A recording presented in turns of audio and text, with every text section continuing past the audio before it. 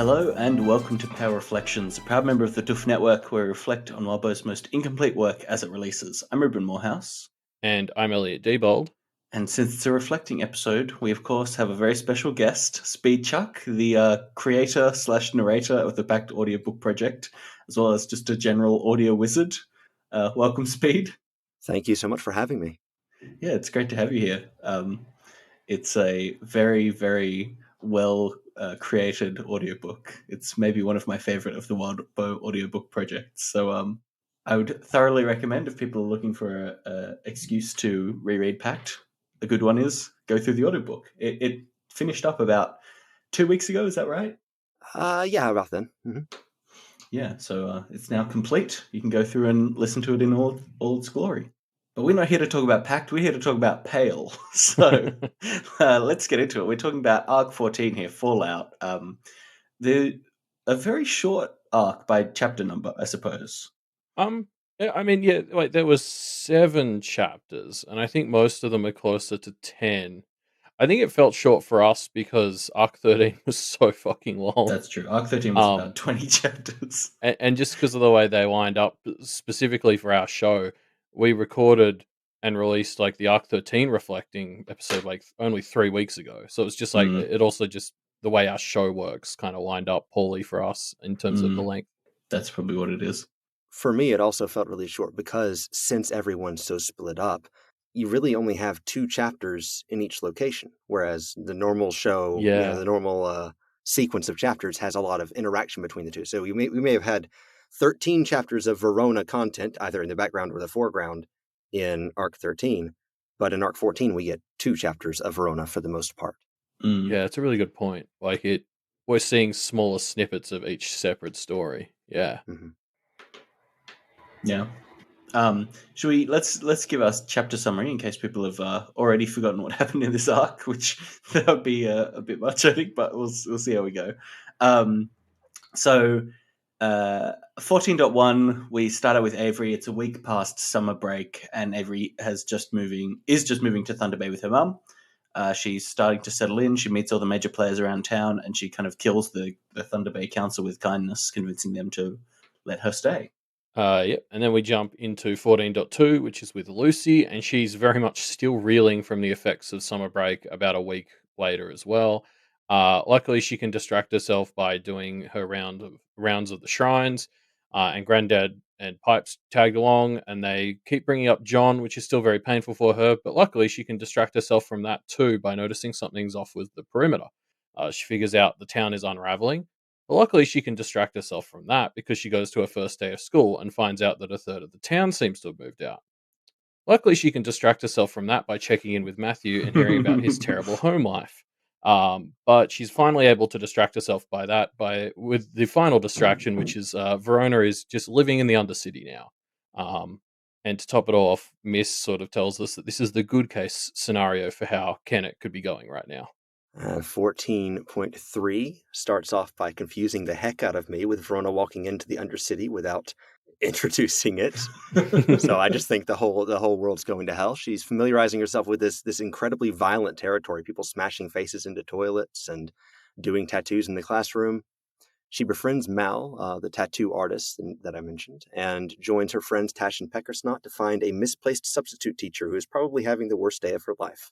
Before she can find her, she is called on by the, quote, vice principal, who is quite a character, and she has to assert her claim to authority here in the Undercity, not for the last time. Back in Kennet, once everything's over, she saves the teacher, Brett continues to be an asshole, and Verona destroys this fake Verona, this fetch or whatever it is that she's made to take her place for the day. Something that is not a good portent. Yeah, I guess I didn't expect it to pay off especially quickly, but it's so clearly like Verona replacing the human parts of herself that it's very clear that trouble is coming, right? I'm pretty sure I've seen the trope in other stories of somebody making, in fact, specifically somebody making a magical version of themselves so they can get out of school. I think has happened in like almost every single, young kids learn magic while going to school type of story that I've seen. And look, it just doesn't ever end well. It's not usually so sad, though. Yeah, true. It's obviously done very well here, but like the expectation of Verona's going to have some kind of showdown with her fetch is definitely incoming. I don't know. Also, We'll see. worth noting, Verona's not doing this to get out of school. I guess she is. She's doing it to get out of benign Get school, out but of it's not like, life, I yeah, guess. like it's a nice sort of extension of how that's Yes. usually used because she's just diving headfirst into the what on the surface are like the worst parts of the magic. Mm, yeah. Um. So yeah, we're back with Avery. Avery starts to realize that she's found herself in a classic high school trope here. She's in a love triangle, but before that progresses too far, she goes to help the council clean up a local mess, cleaning it up by befriending it rather than by handling it in any council-approved way.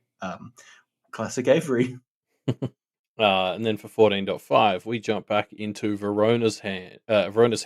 She kind of tries her hand at a bit of a normal life, going to school, and there's some nice moments with her friends, but it isn't really enough to convince her that high school doesn't suck, especially when her only nice teacher he leaves.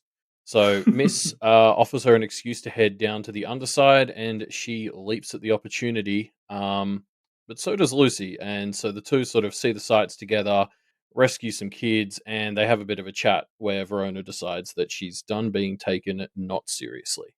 14.6 comes along. We get to go back to Lucy's head for a bit. There's a little bit of a time skip there where Verona starts to be taken seriously, right? She becomes this badass of Undercity, this amazing, amazing.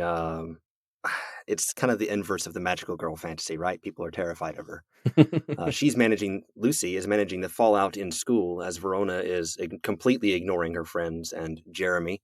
She then goes off to visit the Kennet survivors to look forward a bit, commiserate, and plan kind of a look back and a look forward to cap off this arc.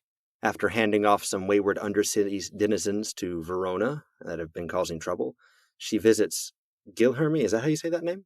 We've gone with Guilherme, but I think there's multiple Yeah, valid depending on how French you pronunciations. want to go, could be like Guillaume, Yeah. but Guillaume, I think, is pretty Guilherme. She safe. visits Guilherme and Alpina,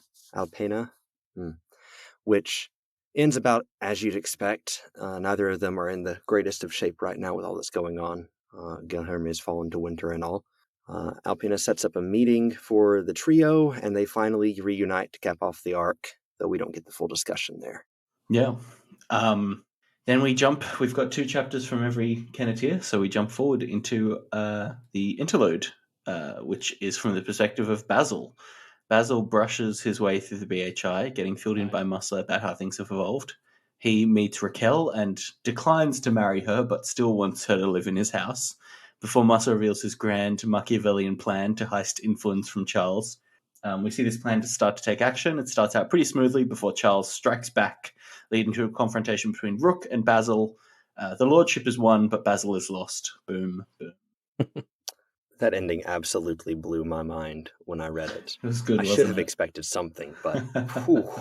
The thing that was so good about it is it was such a classic fake out of, wait, that's it? What, Rook's just leaving? And then, there's a few paragraphs where you're not really sure if Rook has even done anything other than just heal his arm. And then, of course, you get the reveal after that, and it is wonderful.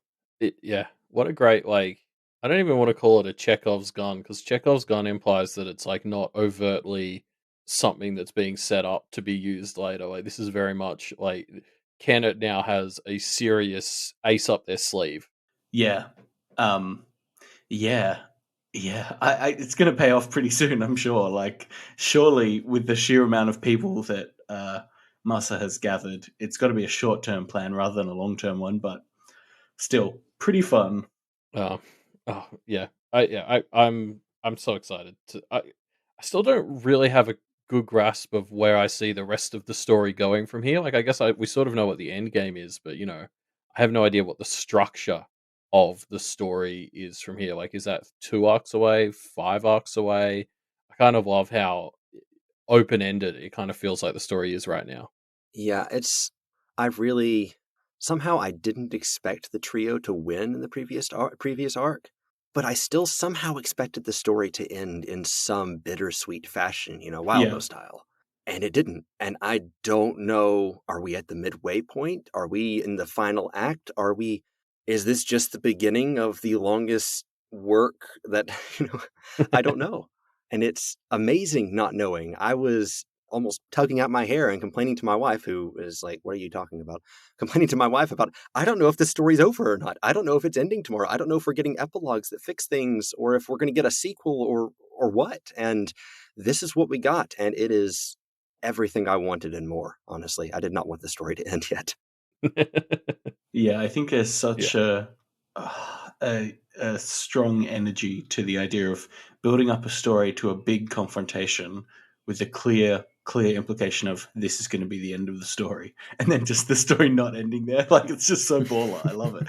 And the fact that it's like, because that's the real difference between real life and stories, right? Is stories have neat endings. So the fact that this is just such a way to make it feel more real, of like, that what we might have thought the story would be has ended, but now, of course, it's more real than that because there's a life that goes on after the end of the, in air quotes, story. Like, I don't know. I just think it's wonderful. I'd say that having read Pact and the other Wildbow works, not going to spoil anything, but at worst, I feel like he's going to end with a bittersweet ending. Maybe you lost the battle, but something's looking forward to winning the war, or there's going to be some kind of positive outlook to it. And I had a strong feeling at the end of Arc 13 that that was not where he could leave it off, because the best thing that LVA did was entertain a fairy. And that hurts. There is no bright side to that. Yeah, like I felt like all the like metatextual stuff, like comments from Wildbow and stuff, seemed to be implying it was over. And so yeah, I kind of was looking at the same thing, but felt like because of outside of the story, I thought it was over. So I entered this like bargaining phase of like, oh well, it won't quite be an epilogue thing. It'll be like a bit longer than an epilogue, and we'll find a way to like deal with the defeat, and that'll be the uplifting ending. It's like, even though you lose, like there's still hope, or something. Just was trying to mash it together, and then Arc 14 started, and I was like, oh yeah, that makes a lot more sense. It's just not over. But I think that's, again, one of the strengths of it is like the sheer amount of bargaining and grief that people were dealing with in like the Discords and the Reddit and stuff like that. Like, that's what helped make it land so strong, right? Is because that's obviously the same kind of vibe that the Kenneteers had to go through. So it really made it emotionally land so well. Yeah. I have never read a work that has really done this to me. It has to be, I guess, to do a work like this, it has to be, first of all, it has to be long form, and not many works manage to be long form like Wildbow's or any other web serials, I suppose. And it was just in a perfect place to do that. You get a book series, you can't do that with a book series. You're just kind of not allowed to. Yeah, and the other thing about it is, like, inherently, it only will work for the people who are reading the story in real time, right? Because the fact it was really the 3 days between summer break and 14.1 or whatever, that where there was no next chapter button there to click, that let that emotionally sink in. And I think if people get to summer break, only a psychopath would not click the next chapter button immediately, right? I suppose that's true. That interestingly, if you put it that way, the part of the story that had the deepest impact for us was the part between the chapters. Yeah. Wildbow sort of brought that in and used it to really deliver an impact, because I was sweating for 2 days practically. Yeah. It was something. Yeah, I mean, I think Wildbow has done a lot of stuff in Pale that really. I mean, Wildbow has always kind of done this, but like taken advantage of the format that he's in. Right, we're not a novel; we're a web serial, and there are sometimes minor differences, but sometimes very important differences between those two formats. And Pale really explores those a lot. But to bring us back to Arc 14, Yeah. Let's touch on this arc. I mean, obviously, this arc is so much. It's dealing with the fallout of summer break, right? So obviously, talking about summer break is important for the context of this arc. But it's worth us talking about this arc specifically as well. Yeah, like I guess to maybe jump backwards a little bit. Speed, you mentioned just sort of having written some of your own stuff, obviously. And I believe you said you had some sort of thoughts you wanted to bring up just around like the structure of Pale and all that. Yeah, so this will be a little bit of a rant, and it's a rant I've given my wife before, which again, she's like, I haven't read this story. Why are you telling me all this? But I can't help it. It's just me gushing over something that I love. A long time ago, or not a long time ago, a few years ago when I was writing and really getting into that, I found that all writing, of course, has to have conflict. And to get that conflict, you need to mesh together either maybe the characters and the plot, the things that are happening in the time, and find a conflict between those two, or find a conflict between the character and the world. Say the character wants to, Little Mermaid character wants to go out on land, but she can't because she's a mermaid. The world is not set up like that.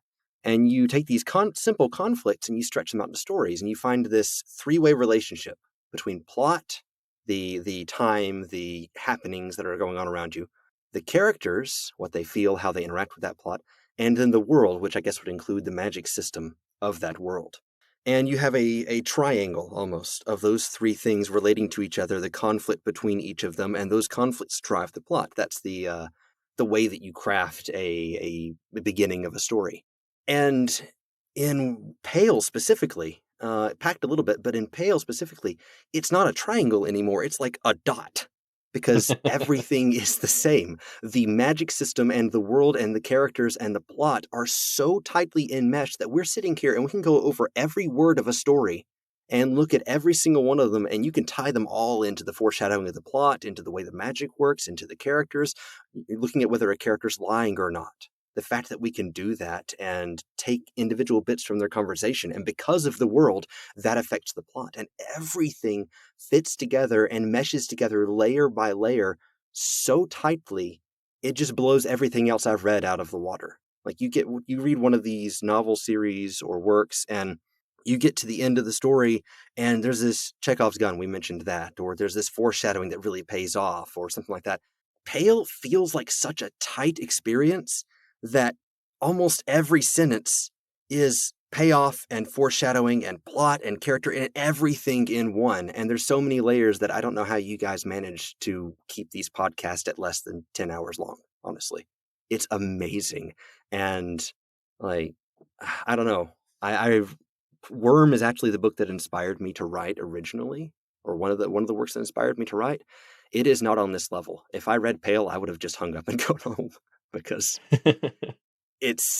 I don't know how any one person could fit all these things together in their head on a spreadsheet document in such a way and have it all work. And some of the comments I have later about 14, Arc 14 in particular, are going to talk about that. The way that the cities that these girls are going to represent stuff from Arc 1 that they said about their awakening, about the way that they wanted to embrace magic, the way that they wanted to act, who they wanted to be.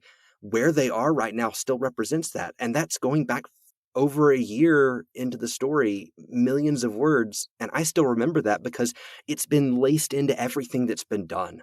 I'll stop ranting there, but that's Yeah. this is amazing to me, this whole story. And it is my favorite work of fiction. Sorry if you thought I liked Pact more. It's Yeah, to quickly answer your question on how we keep the podcast under 10 hours, it's by not doing the story justice. Yeah, and even then, sometimes we really don't keep to any reasonable time frame. Yeah. But no, you're right, because like it's such a clever world, the Otherverse, for reducing that triangle to a dot, like you said. Like I really like that image of just like it's a world that's designed to let Wildbow enhance the interaction between all those things, but that is like phrasing it like that, like saying that the world's designed to do it, then almost undersells just the like quality of his execution in taking that and not making it corny or simple or whatever. Like he really, there needs to be more credit given to just how well he uses the tools he's given himself, as well as how clever he is for giving himself those tools. Yeah, absolutely. It's if I had tried to do something like this, like if I had to come up with the idea and done it, it would have ended up corny and trite, and it Yeah. wouldn't have worked with. I mean, he's got a lot more experience than I do. Obviously, he's got millions and millions of words on me, but regardless, it's just fantastic. And I was honestly worried when I thought Pale might be over. I don't want to go back to that too much, but when I thought Pale might be over, it wasn't just, oh no, the story's going to end. It's like, is he going to leave the other verse and write something else? Because I'd be okay with him sticking with the other verse for the rest of his writing career. I will never get Yeah. tired of this. Yeah. Yeah, same. It really is pretty wild that we've got years of Otherverse content and still there feels like there's so much that is left unexplored. Like, there's still so much left to explore. He's really good at just introducing just like entire sets of magic systems. Like in 14.z, we learn about Scriveners. I'm not sure how you say that. Whatever Basil is, and like that's just like the 100th magic system on the list that could just like we could have a 500,000 word serial from the perspective of somebody who does that, and it would still be pretty good.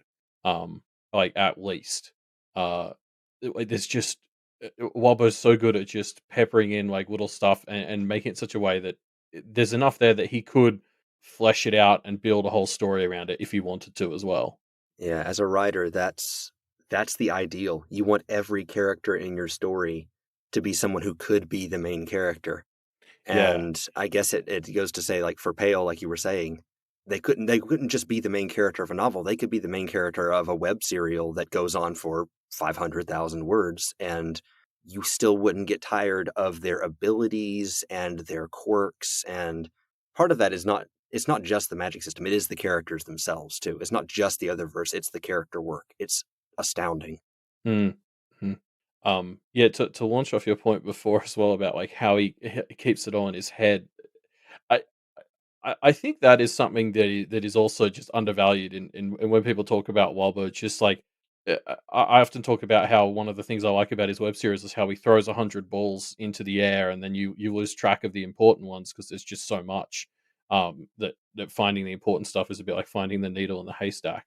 Wildbow is constantly tracking that haystack, and that's really impressive. Like I think when we've talked about this before, he often writes it off as like, oh, well, he's thinking about it a lot and he has his spreadsheets or whatever. But I still think, even with those tools and dedicating myself to this for like a year, I don't know that I could do that. Like he has so much that he's tracking and remembering and juggling in this world, and it's just so impressive to me that he's capable of that. It comes from, I think it really does come from, it comes from the experience of writing all of these stories, but it goes no less to say that it's super enjoyable. Again, I don't want to, this is not a arc 14 centered thing. I just wanted to, while I'm on here, do my appreciation rant because I've been wanting to say all that for a long time, and the Pact Audiobook Project is not the right place to say it. That's fine.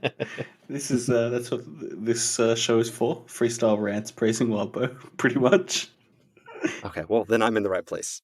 Don't you remember that part in Arc 3 where Blake just launched into a metatextual rant about Wildbow's authoring? It's an audiobook exclusive. Yeah, that was, yeah. I don't know. I feel like Blake wouldn't appreciate Wildbow very well if he had the metatextual knowledge. That's fair. That's fair. Yes. Sorry. Getting back to Pale. One question I wanted to ask you, Speed. Obviously you did the Pact audiobook and you got to do a lot of character voices in that. Are there any standout characters from Pale that you want to use this opportunity to quickly whip out the voices you would have done for them? Ooh, what a great question. Yeah, I'll give that a shot. First of all, note that of all the characters, at least up until Arc 13, Avery's kind of edging her out. I love Verona. Verona is amazing. I would have loved to have voiced her, but I have a harder time voicing females a lot of the time.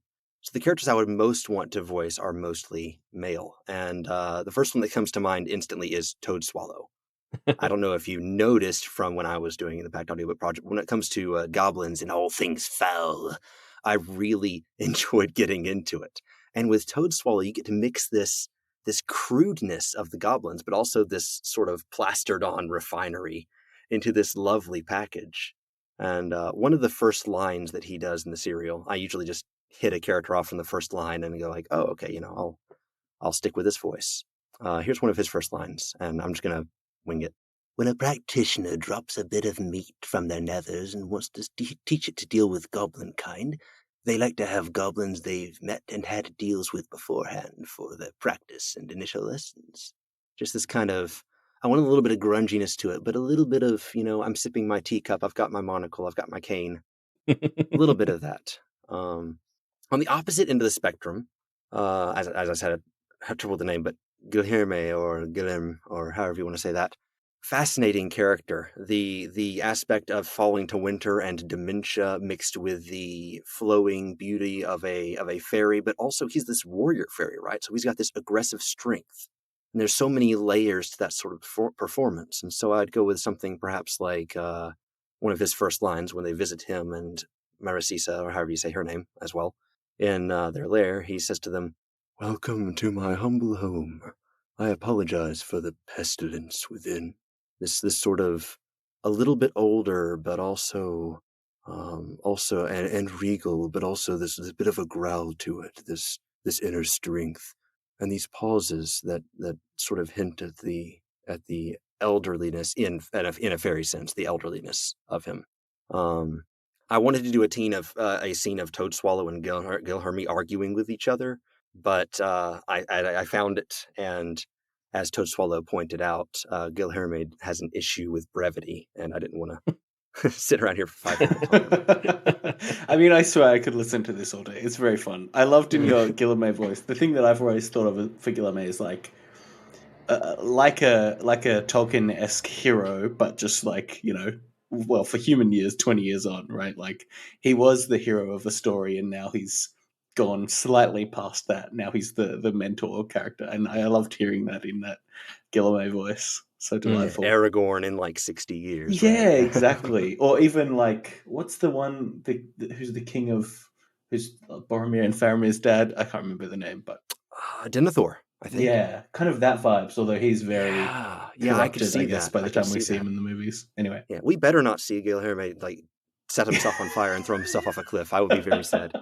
I don't know. That sounds like a very fairy thing to do. Like not kill himself, but like just, I don't know, the melodrama. Maybe it's beneath Guilherme, but I could see some lower fairy just enjoying the melodrama of walking off a cliff on fire. Like, Some younger fairy. Yeah. Yeah. Now, another character. I know I said no females, but another character that I would enjoy voicing, is Snowdrop.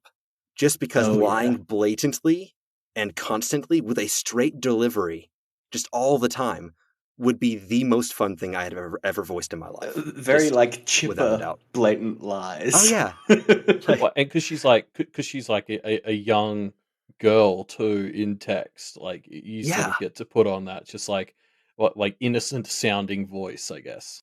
This is Hobo Child, yeah. And I actually pulled up 14.1 the day it came out, read it, and I had to read the end to my wife, again out of context. I don't know why I do this to her. Read the end of it because I was almost crying laughing at Snowdrop's interrogation, where she's sitting there saying stuff like, "I want to cut everyone here. I'm not cooperating." This child, she's saying, she's a serial killer, actually, and an ambassador of war, and she's coming here to destroy you all. She'll kill you all in your sleep. And just, yeah, I would like to, question the familiar. Well, then you're shit out of luck. It's just so much fun. On the other end of the spectrum, again, I have fun voicing tremendous butt heads, So Brett, Verona Dad, VD, absolutely would enjoy voicing him because he's this overbearing presence, he'd get very breathy, very intimidating, but at the same time, he's this pathetic man-child. And that would be fun to work with. I went back to the scene where he broke Verona's mask and found a line from it where he says, he's breathing hard and flushed from the argument, and he's just broken the mask, and he's sitting there going like, "Maybe I'm a bad dad, but you're a worse daughter."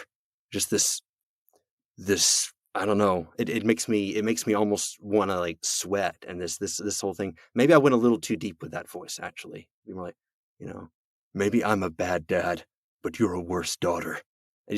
It's hard to get into it without starting the entire rant from the beginning, but just this idea of I'm in my booth and I'm leaning over the microphone, and yet this cat hiding in the corner, and I'm yelling at her, and I'm trying to be as intimidating as possible just to manipulate her, and that would be a lot of fun. I love that insight into the physicality behind it because that's definitely like that vibe Brett gives in Verona scenes is like the word looming. Like I wouldn't do a drinking Mm. game where you have to drink every time Verona describes her dad as looming because Hmm. it comes up so often. Um, and so yeah, just that sense you're leaning over the microphone and talking down to it while also just injecting that little bit of whininess. It's so good. Yeah, This is so man. fun. If you could see my face when I was voicing in, in Pact, I had this twisted grin. Right? It's yeah. And then finally, it would be extremely fun to voice Jabber. Just because, it would be difficult to follow the text, but just because I'd be sitting there going like, and just making these ridiculous noises, Yeah. and yeah, it would be so fun. But in general, most of the book would be extremely fun because I love Verona, I love Avery, I love all of the goblins, especially Cherry Pop.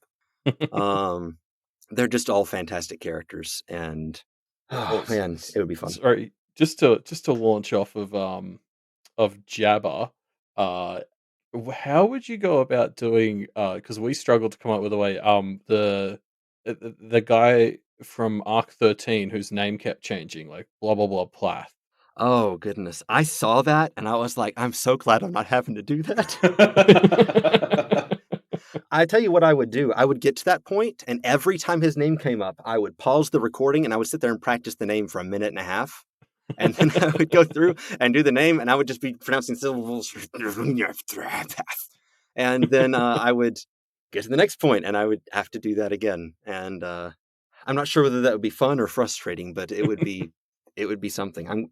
I'm glad he wouldn't be showing up at this point in the story and becoming a regular character, because that would just props to Wildbow for mashing his keyboard like that. That was one of those ones where I was like, should we look for a pattern in this, I'm or is sure there's Wildbow? something that Wabo is doing to generate it that isn't just mashing his keyboard, but God knows what it is.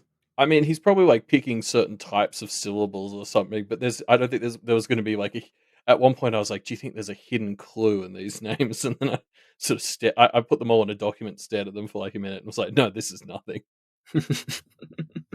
Yeah, sometimes a blue curtain is just a blue curtain, and sometimes the author just mashes the keyboard.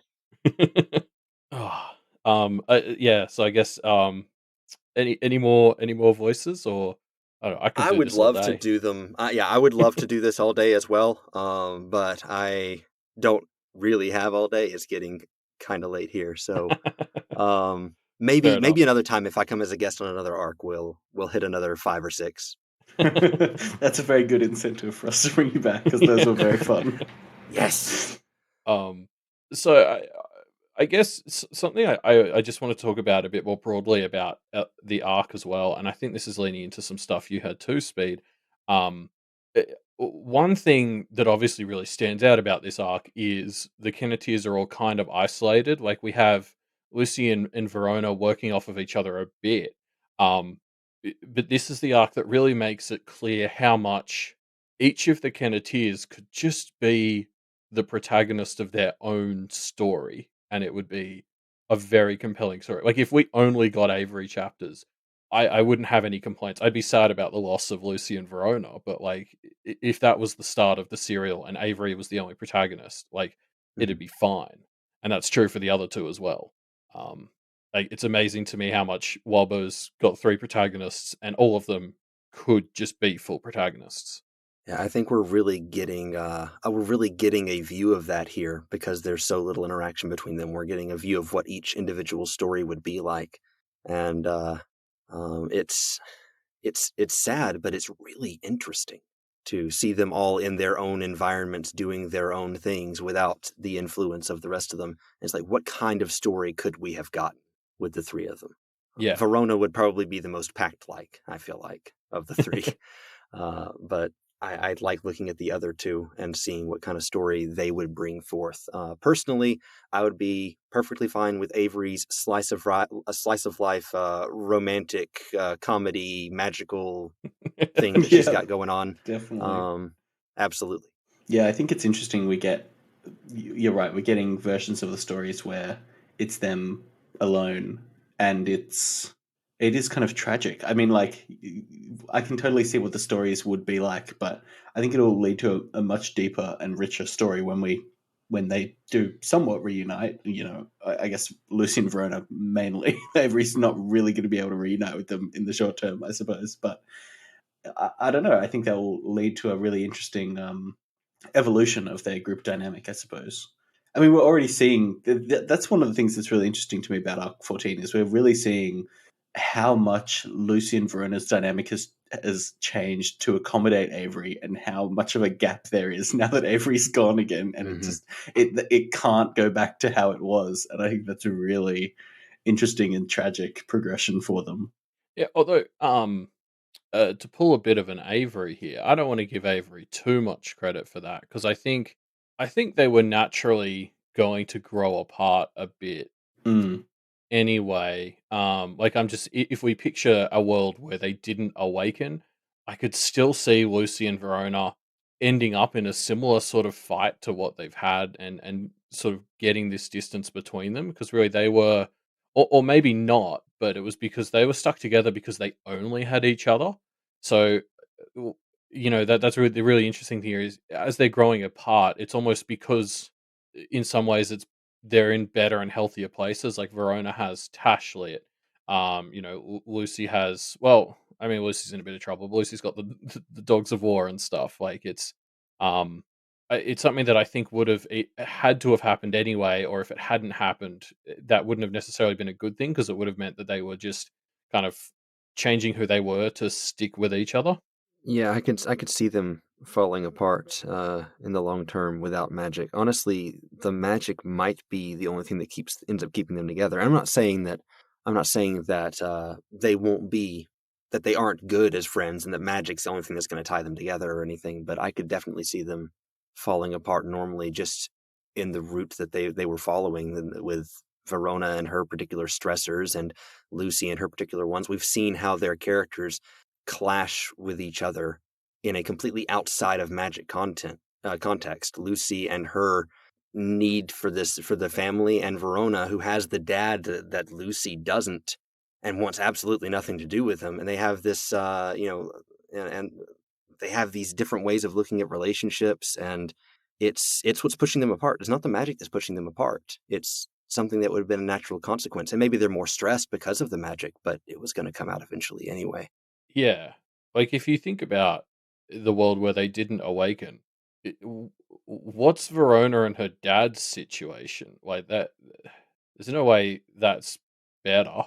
I wonder if without magic, if Verona would have ever had the confidence to stand up to her dad in the first place, or if she would have just become a shell of herself and never, broken out of that, never contacted her mom, gone on vacation, got in touch with people, tried to fix things, just retreating. Yeah, and what that would have done to her relationship with Lucy. Because I don't know that Lucy would have been able to stomach seeing who was her like only person in her life, aside from her mum, like falling apart like that. I definitely think magic was a big source of strength for her. I don't know. It's a worrying question to consider, isn't it? Mm. Maybe it wasn't magic itself. Maybe it was indirectly the support of Lucy and Avery as well. Avery is a new member to their group. Kind of Lucy had gotten used to the dynamic between Verona and her dad, I suppose, but Avery coming in and Jeremy coming in as well a bit maybe is the non-magical impetus that would have still led to something like that. Yeah, I mean, talking about this universe and like Speed's great thing of the triangle getting turned into a dot. I think what's great about this world is maybe the silly thing is trying to distinguish between these things. Like the point is that like Avery coming in and the others, like that is the magic. Like it's all the same thing. Like them getting more people and more friends to kind of grow and get that confidence is innately tied into like the magic that they found. Yeah, it's probably can't be cleanly separated. But it did happen. They are separated. And if this is a good time, I'd like to look at kind of these locations that they've gone to a little bit.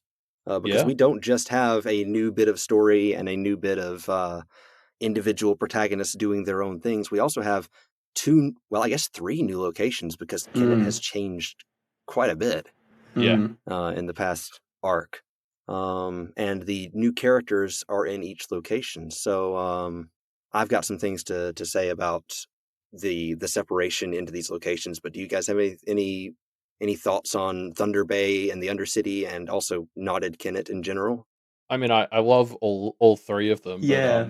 I think at this point, like at least in our regular podcast, we've probably covered some of our opinions. I'm definitely mostly interested Okay. to hear yours. Yeah. Well, so for me, Thunder Bay is like a sigh of relief, honestly. It's like a breath of fresh air. But just the, Avery going out there and getting those relationships that she's wanted, and just being a boss wherever she goes, sports, in the council, with her family, like everything she's doing is a payoff to everything she's been trying to do in Kennet, and it's just fantastic. Yeah, I think standing next to the other two locales, it's hard not to just kind of lean into uh Thunder Bay is just like the really happy-go-lucky place at the moment, because at least next to those two, it's a fucking delight. Um, Even though we probably should be worried for Avery and what she's getting herself into. Oh, absolutely. So something about these three locations triggered something in my memory. And I went back and reread sections of the first arc, particularly The Awakening, right? And I read over the roles that each one wanted to take. Lucy steps up first. She's sort of the, I don't want to say leader, but she's sort of stepped up and headed up a lot of their actions. She steps up first to explain her role in Awakening. She says she got the fox mask because she wanted fangs. She had family that was important to her that she wanted to protect, and she's sort of been this front man, this leader, this impetus to get things done. Verona says she has this cat mask because, first of all, she's comfortable in the dark. She wants to be someone who's comfortable in the dark places. And she wanted an animal that was confident. I have cats. I can verify that is true. She also chose scissors as an awakening item. She talks about severing ties to her childhood life, her past self. And then Avery, she chose the deer. She wants to be mobile. She wants to be able to kick back. And she's her style in the group. You've got the rope that lets her teleport a little bit. You've got her running. It's all about traveling and blitzing from the outside, being mobile. She wants strength to kick back, but to move in and out and around. And she moves these paths and she travels them. And when you look at the base things that they wanted when it came to the origin of their practice, and I started noticing these back in the fight with the Hungry Choir. That's exactly what they did. Avery's shooting in and out with the hockey stick. If Verona's keeping to the shadows and doing the more esoteric stuff, Lucy's facing things more head on. And bring it up to the modern age. Where is Verona? She's in the darkness.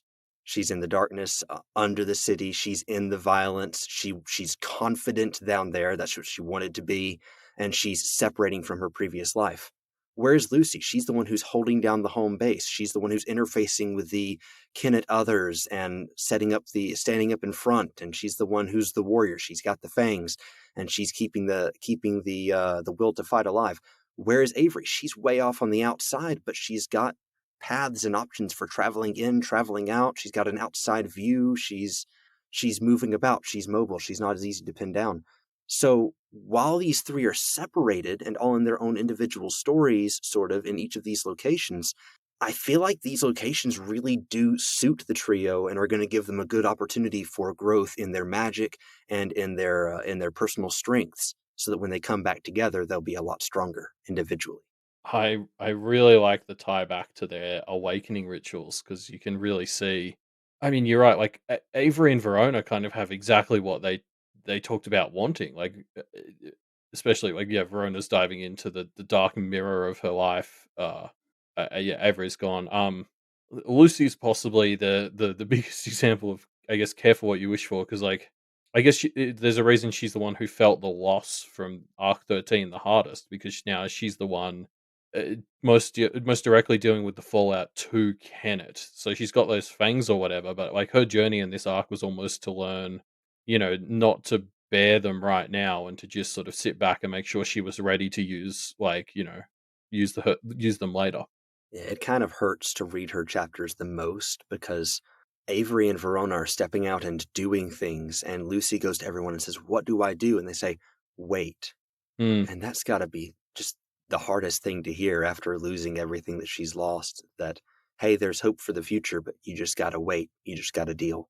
Yeah, and especially because like Kennet is literally unraveling at the moment. People are moving out, like it's dying a not so slow death, and she's sort of trying to do everything she can to keep it afloat. But it's a bit like trying to swim upstream. Mhm. Especially when Verona is diving into the other side that's getting strengthened as it wanes.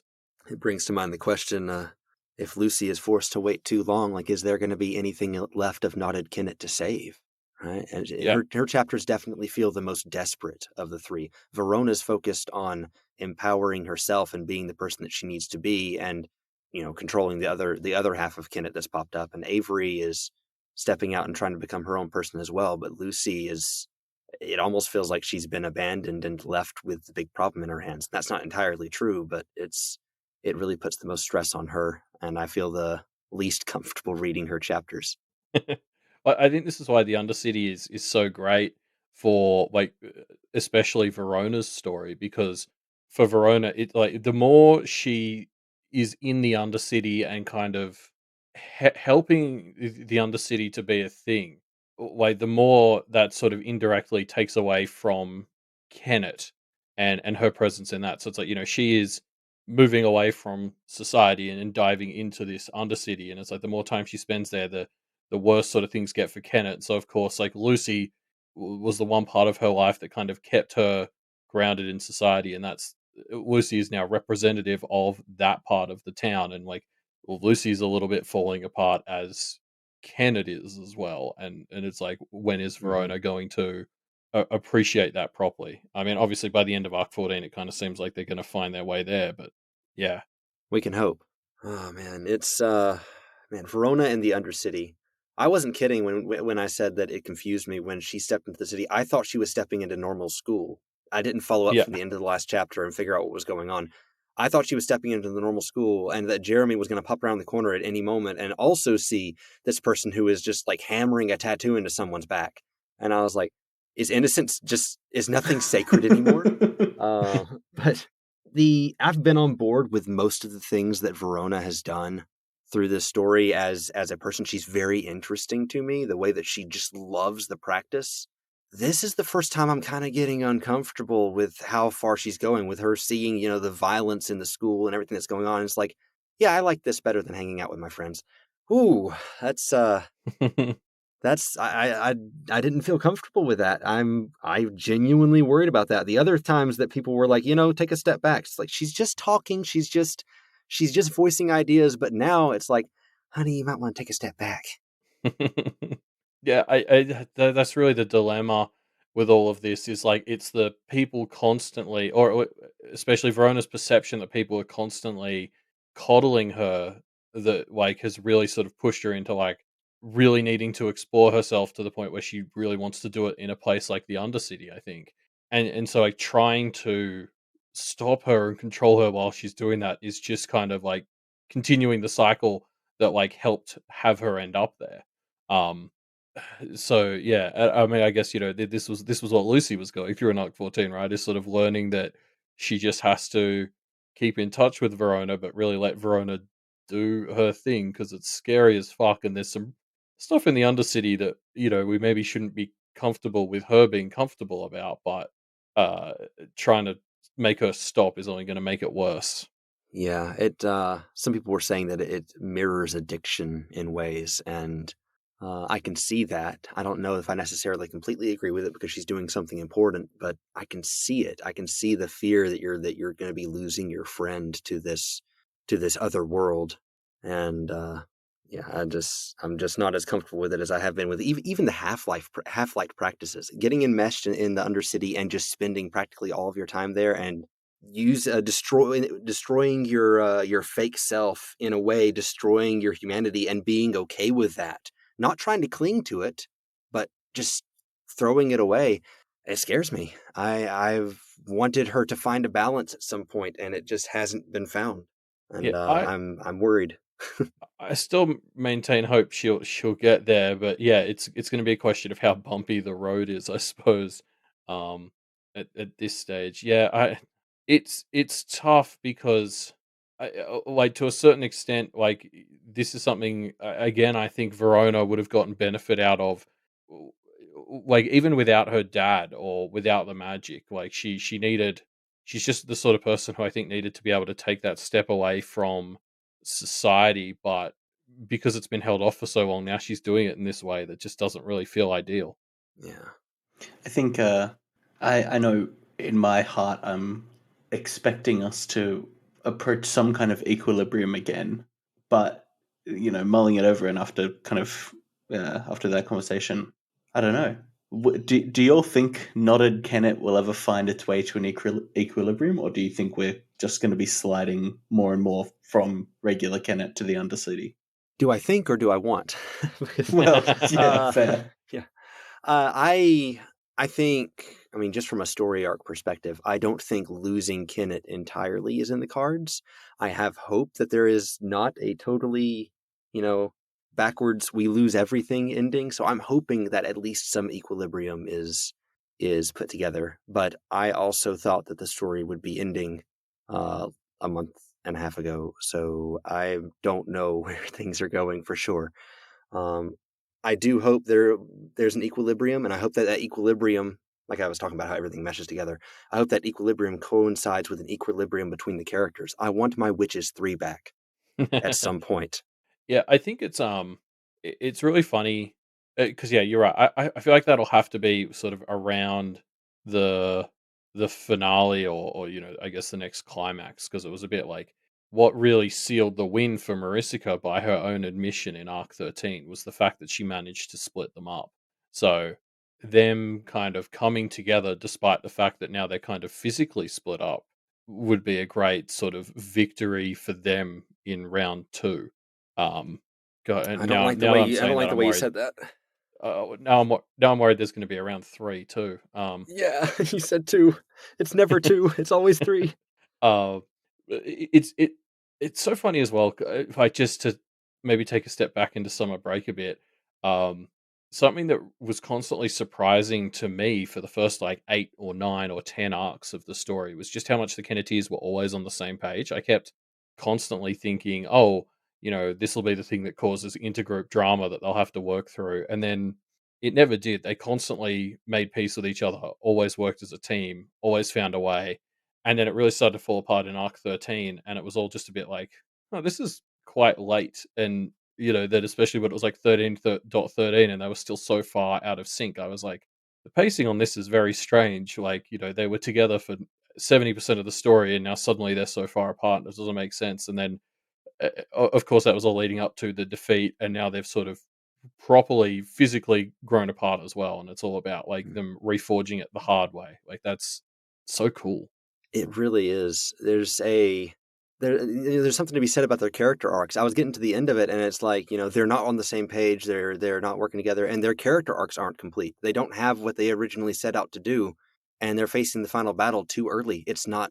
It's I was sitting there going like, this is not going to work out. Please let it work out. It's not going to work out, and it didn't because their character arcs weren't complete. They've grown apart. This is the split, and to think that we've gotten through you know, we've gotten through a dozen arcs of story and it's been engaging and the dynamic between the three have been engaging. A lot of stories have the friendship break apart maybe halfway through and then come back together. We've had so long to really fall in love with these three and the dynamic and the city and everything. Kennet is a horrible little city in the middle of podunk nowhere that hardly anyone likes and is filled with a bunch of, ridiculous people. And it reminds me of my hometown because I grew up in the middle of nowhere in a one stoplight town. And I can't help but really, really want it to be okay because I've fallen in love with the place as well as the characters. I was given time to do all of that for longer than the entirety of Pact before everything fell to pieces. And that's something and this arc 14 did, I think, a really good job of giving me hope while also not just dismissing all of the trauma, all of the issues that are continuing to progress.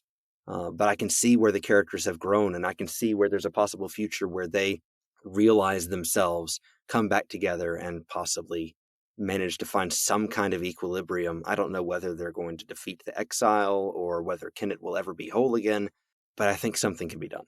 And Arc 14 did just better than... I didn't know what was coming after 13, and Arc 14 was satisfying to me. Yeah, I'm constantly impressed by this story's willingness to dive into the hard part of that, like dealing with the fallout, as this arc was doing. Is something a lot of stories skip over. Like this is the sort of thing where if it was a TV show, the season finale would have ended with them losing, and then like season 14 would have picked up like 3 months later, and we get like a quick time skip sort of deal. But yeah, Pale didn't do that because it really wants to focus on that emotional journey that the Kenneteers had to go through to heal. I was expecting a time skip. I still Same. sort of am. Not even necessarily a full, boom, 2 years later, or boom, 6 months or 3 months later, but we've been through 13 arcs that have covered like 4 months. And I feel like we're going to speed up for a bit because, well, first of all, we had a bunch of foreshadowing where people are like, hey, Lucy, you're just going to have to wait. There's not much we can do right now. Let's set things up. You've got these people that are setting up all their plans that Rook is already throwing a wrench into. But these things take time. I feel like the next, arc or two, we might have a jump between 2 weeks. And that's like chapter to chapter. That's 2 weeks later. Next chapter is a week later, instead of these day by day or a couple of days later this happened or anything like that. I feel like we're going to move forward a good bit, and that I would be surprised if this story ends without us reaching a Kennet winner. That makes sense. Like even Arc 14 has sort of like time wise, Summer Break was 19 chapters and covered I think like 10 days. Arc 14 is 7 chapters and I think covered like 4 or 5 weeks. So there's definitely already kind of that pace stretching out. And now that we're away from that climax, there's more room to cut the next maybe this chapter. is our time skip. It's definitely like maybe part of it, but you're right. I could see it continuing for a bit, especially if they're back in like normal school. Like from like a writing perspective, it's quite limiting when the characters have to spend, well, Verona accepted, I guess, have to spend 5 days a week, 8 hours like at school.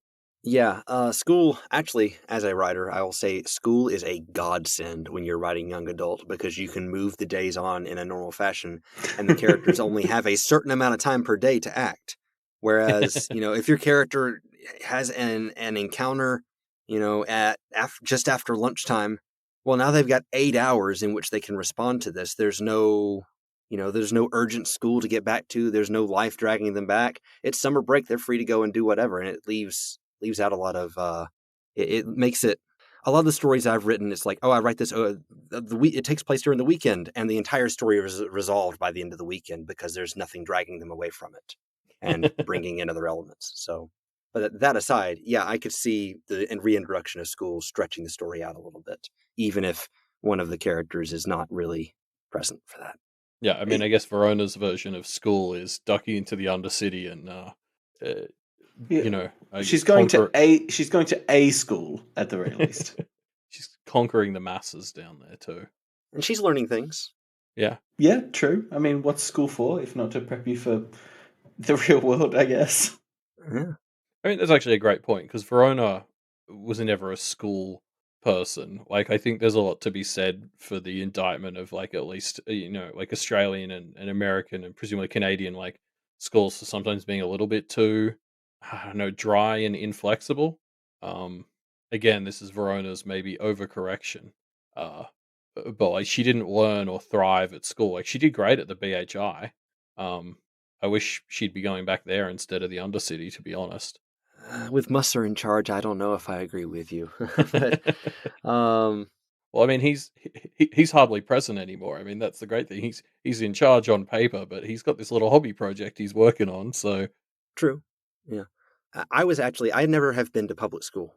Not a day in my life did I go to public school. I was homeschooled, and we had that flexibility, and I was able to do so much with it. And that's probably one of the reasons I take on so many projects like the Pact audiobook project, is that I was allowed to let my creativity just out in all sorts of ways. I learned music, I learned writing, I learned martial arts, I learned voiceover stuff. I learned so many different things, and I could see Verona thriving in that sort of environment.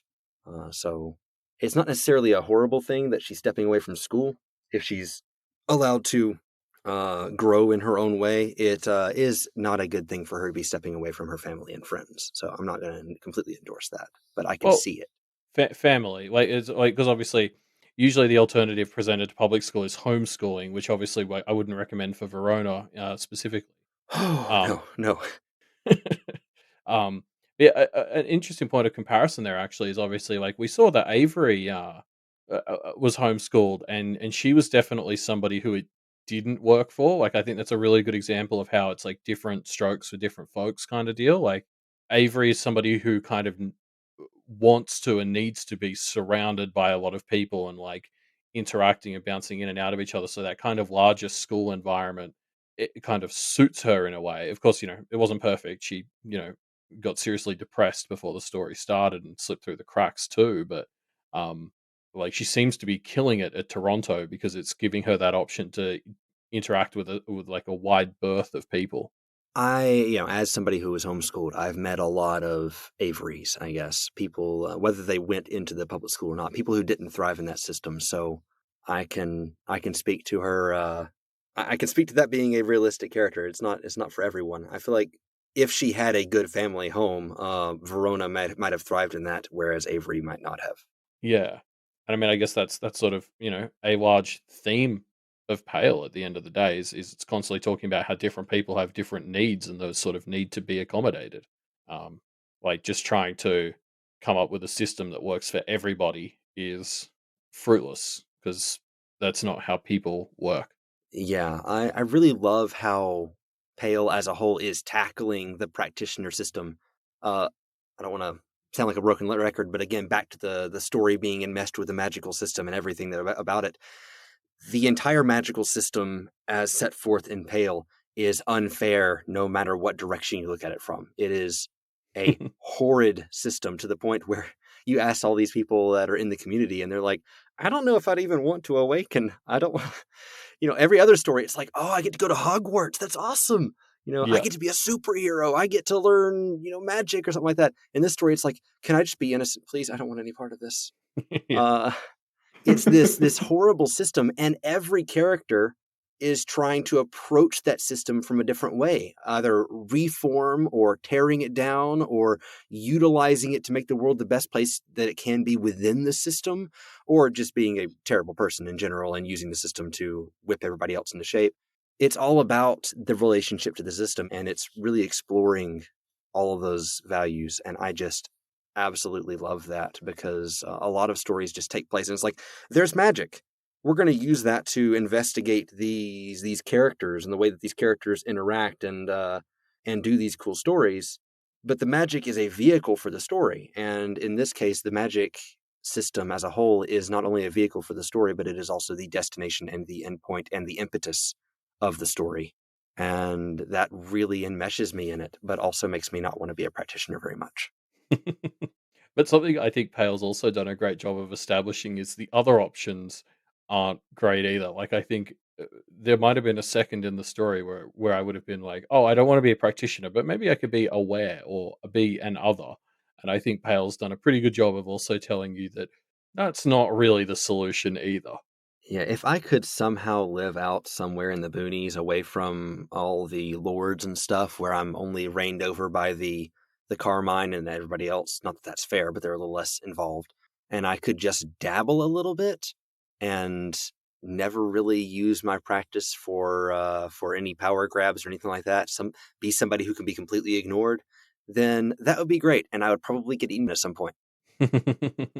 um, actually, wasn't there a mention in 14.z of like Basil looked down on some practitioners who showed up at one of the wardship challenges because it was like they didn't even. It was like, oh yeah, they practiced and they could do some little things, but they didn't even know about the wider like structures, and basically just sort of saying they're like big casuals. Um, Yeah, filthy casuals. but yeah, that sounds like what you want to be. Actually, those people who are woken, like know just enough to maybe get some benefits out of the practice, but they're also outside of all the bullshit.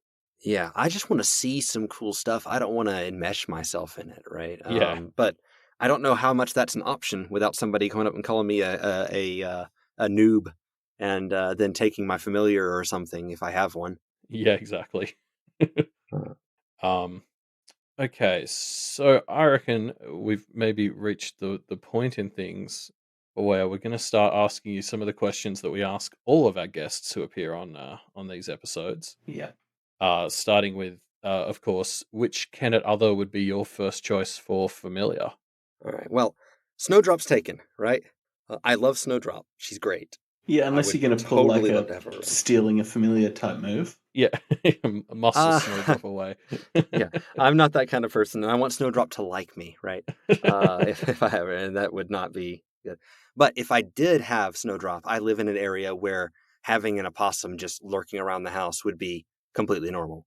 So that would work out. But of the ones that remain, I think Montag, is that how you say his name? I say Montague. Montague? Okay. I don't Montague know. is classy as heck. I love his aesthetic. I love the way that he interacts with things. He seems pretty easy to keep hidden. I have a lot of technology around that he can just sort of mesh into. And he's very defensive, right? He works with the Kennet barrier. And if I was going to be a practitioner, as we mentioned, I want to be more, stay away from me and don't bother me, please. I just want to mess with my stuff. And he just seems like a good guy. He's nice. And if being my familiar gives him structure that he can build off of, it might be easier to have a conversation with him without getting into a nightmare dreamscape, and without him following me around as a puddle of blood goo symbiote stuff. But I like him a lot, and I would totally have him as a familiar, bar none, hands down.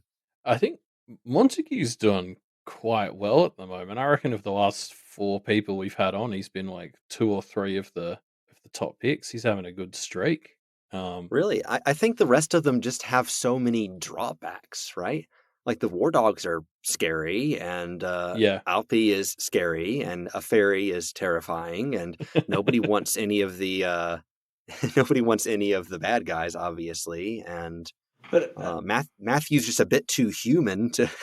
Yeah. So there are drawbacks with a lot of and goblins. There are goblins, but I'm not quite there. I like goblins. I like them over there. but I think that's Anyways. something that's worth keeping in mind about others, is that they are to some extent based on fears and kind of prevailing zeitgeist things that have downsides, right? Like humans, they are very complex. There's no, I don't know, even a thing that would be a pure good other like Snowdrop. I don't know. I suspect there's some downside, right? Yeah, there aren't many completely altruistic others I can think of, right? But that's the thing. They're for want of a better word, human, right? They've got their own flaws, but they've got their own strengths. Right. I suppose if there was an altruistic other, then somebody would take advantage of them and steal their power source, right? Yeah. It's, Yeah. dog eat dog world. Don't we hear that alabasters often get killed and people take their furs? Like it's that's a pretty good example of what you're talking about. Yeah, it's the the prey animal. The I'm not going to actually hurt you. Oh well, the one thing that doesn't get hurt or hurt people gets hurt, and so there's got to be some balance there. But as far as monstrous, horrifying things go, Montague is pretty great. Good choice. Yeah. I think it's funny though because like we've only seen him really in that one dream sequence. Like I love that had such an impression on people that we're having a number of people kind of pick Montague.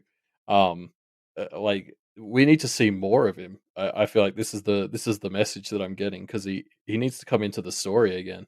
I would love to see more of him. Oh, also, if I smoked, I would pick Sig, even if he was one of the bad guys. He's just too cool.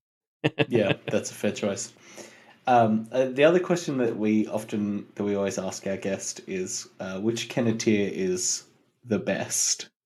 For the entire duration of the story, I've been answering every single one of those polls that has shown up online in the discussion threads and stuff, and being like Verona, Verona, Verona, Verona every single time.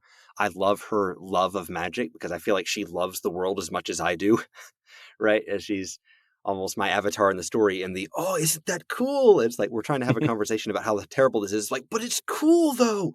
And her geeking out about all this stuff is me. And the way, I love the family struggle. I know she doesn't, but I love the family struggle. Her chapters where she faces off against her dad are more intense than pretty much any Wildbow antagonist face off that I've come across. So I just love her chapters. I love her character. But after arc 13, when I got to see Avery step out and be her own person, all this buildup of the check marks and her becoming a better person. And then when she stepped up and she started killing people with kindness over in Thunder Bay, she just completely won me over. Like, it wasn't quite a 180. They were teetering in arc 13 because, again, I love Snowdrop. I love Avery's way of interacting with and doing things. But when she was able to step out from under the shadow of the other two and really make her case, I guess, for herself as a protagonist, if I was going to read, we talked about earlier, if each one of them had their own work, we'd read it. If I was to read any of them's story, I would prefer Avery's over the other two. I just love her point of view. I love the way that she just flaunts the practitioner norms by being so kind and everything. I love her familiar. I love the paths. I want to see her kick a can down a road, man. It's great. Just everything about her relationship with the Finders. I forget what their family name is, but with the Finders, and talking about those paths and the way that she's sort of extorting them by saying, yeah, I might be interested in people from the family, but not really, because I'm not interested in guys. The relationship she has with them, the relationship she has with the people at her school, the sports angle, just everything about her. I love her, and she's edging out Verona for this arc. I think it's hard not to be especially biased towards Avery in arc 14 because I guess we already touched on she's been our beacon of like happy, nice lights in this arc. Yeah. Because I was the same as you. I think she was already kind of creeping up the rankings in arc 13, and I think just that the arc she's had in arc 14 has just been impossible to sort of contend with. Yeah, right now I'd put her at about a 10 and Verona at about a 9, and then maybe Lucy at an 8.5 or 8.25. I probably feel the most for Lucy right now, but I love Avery the most. Yeah. Fair enough.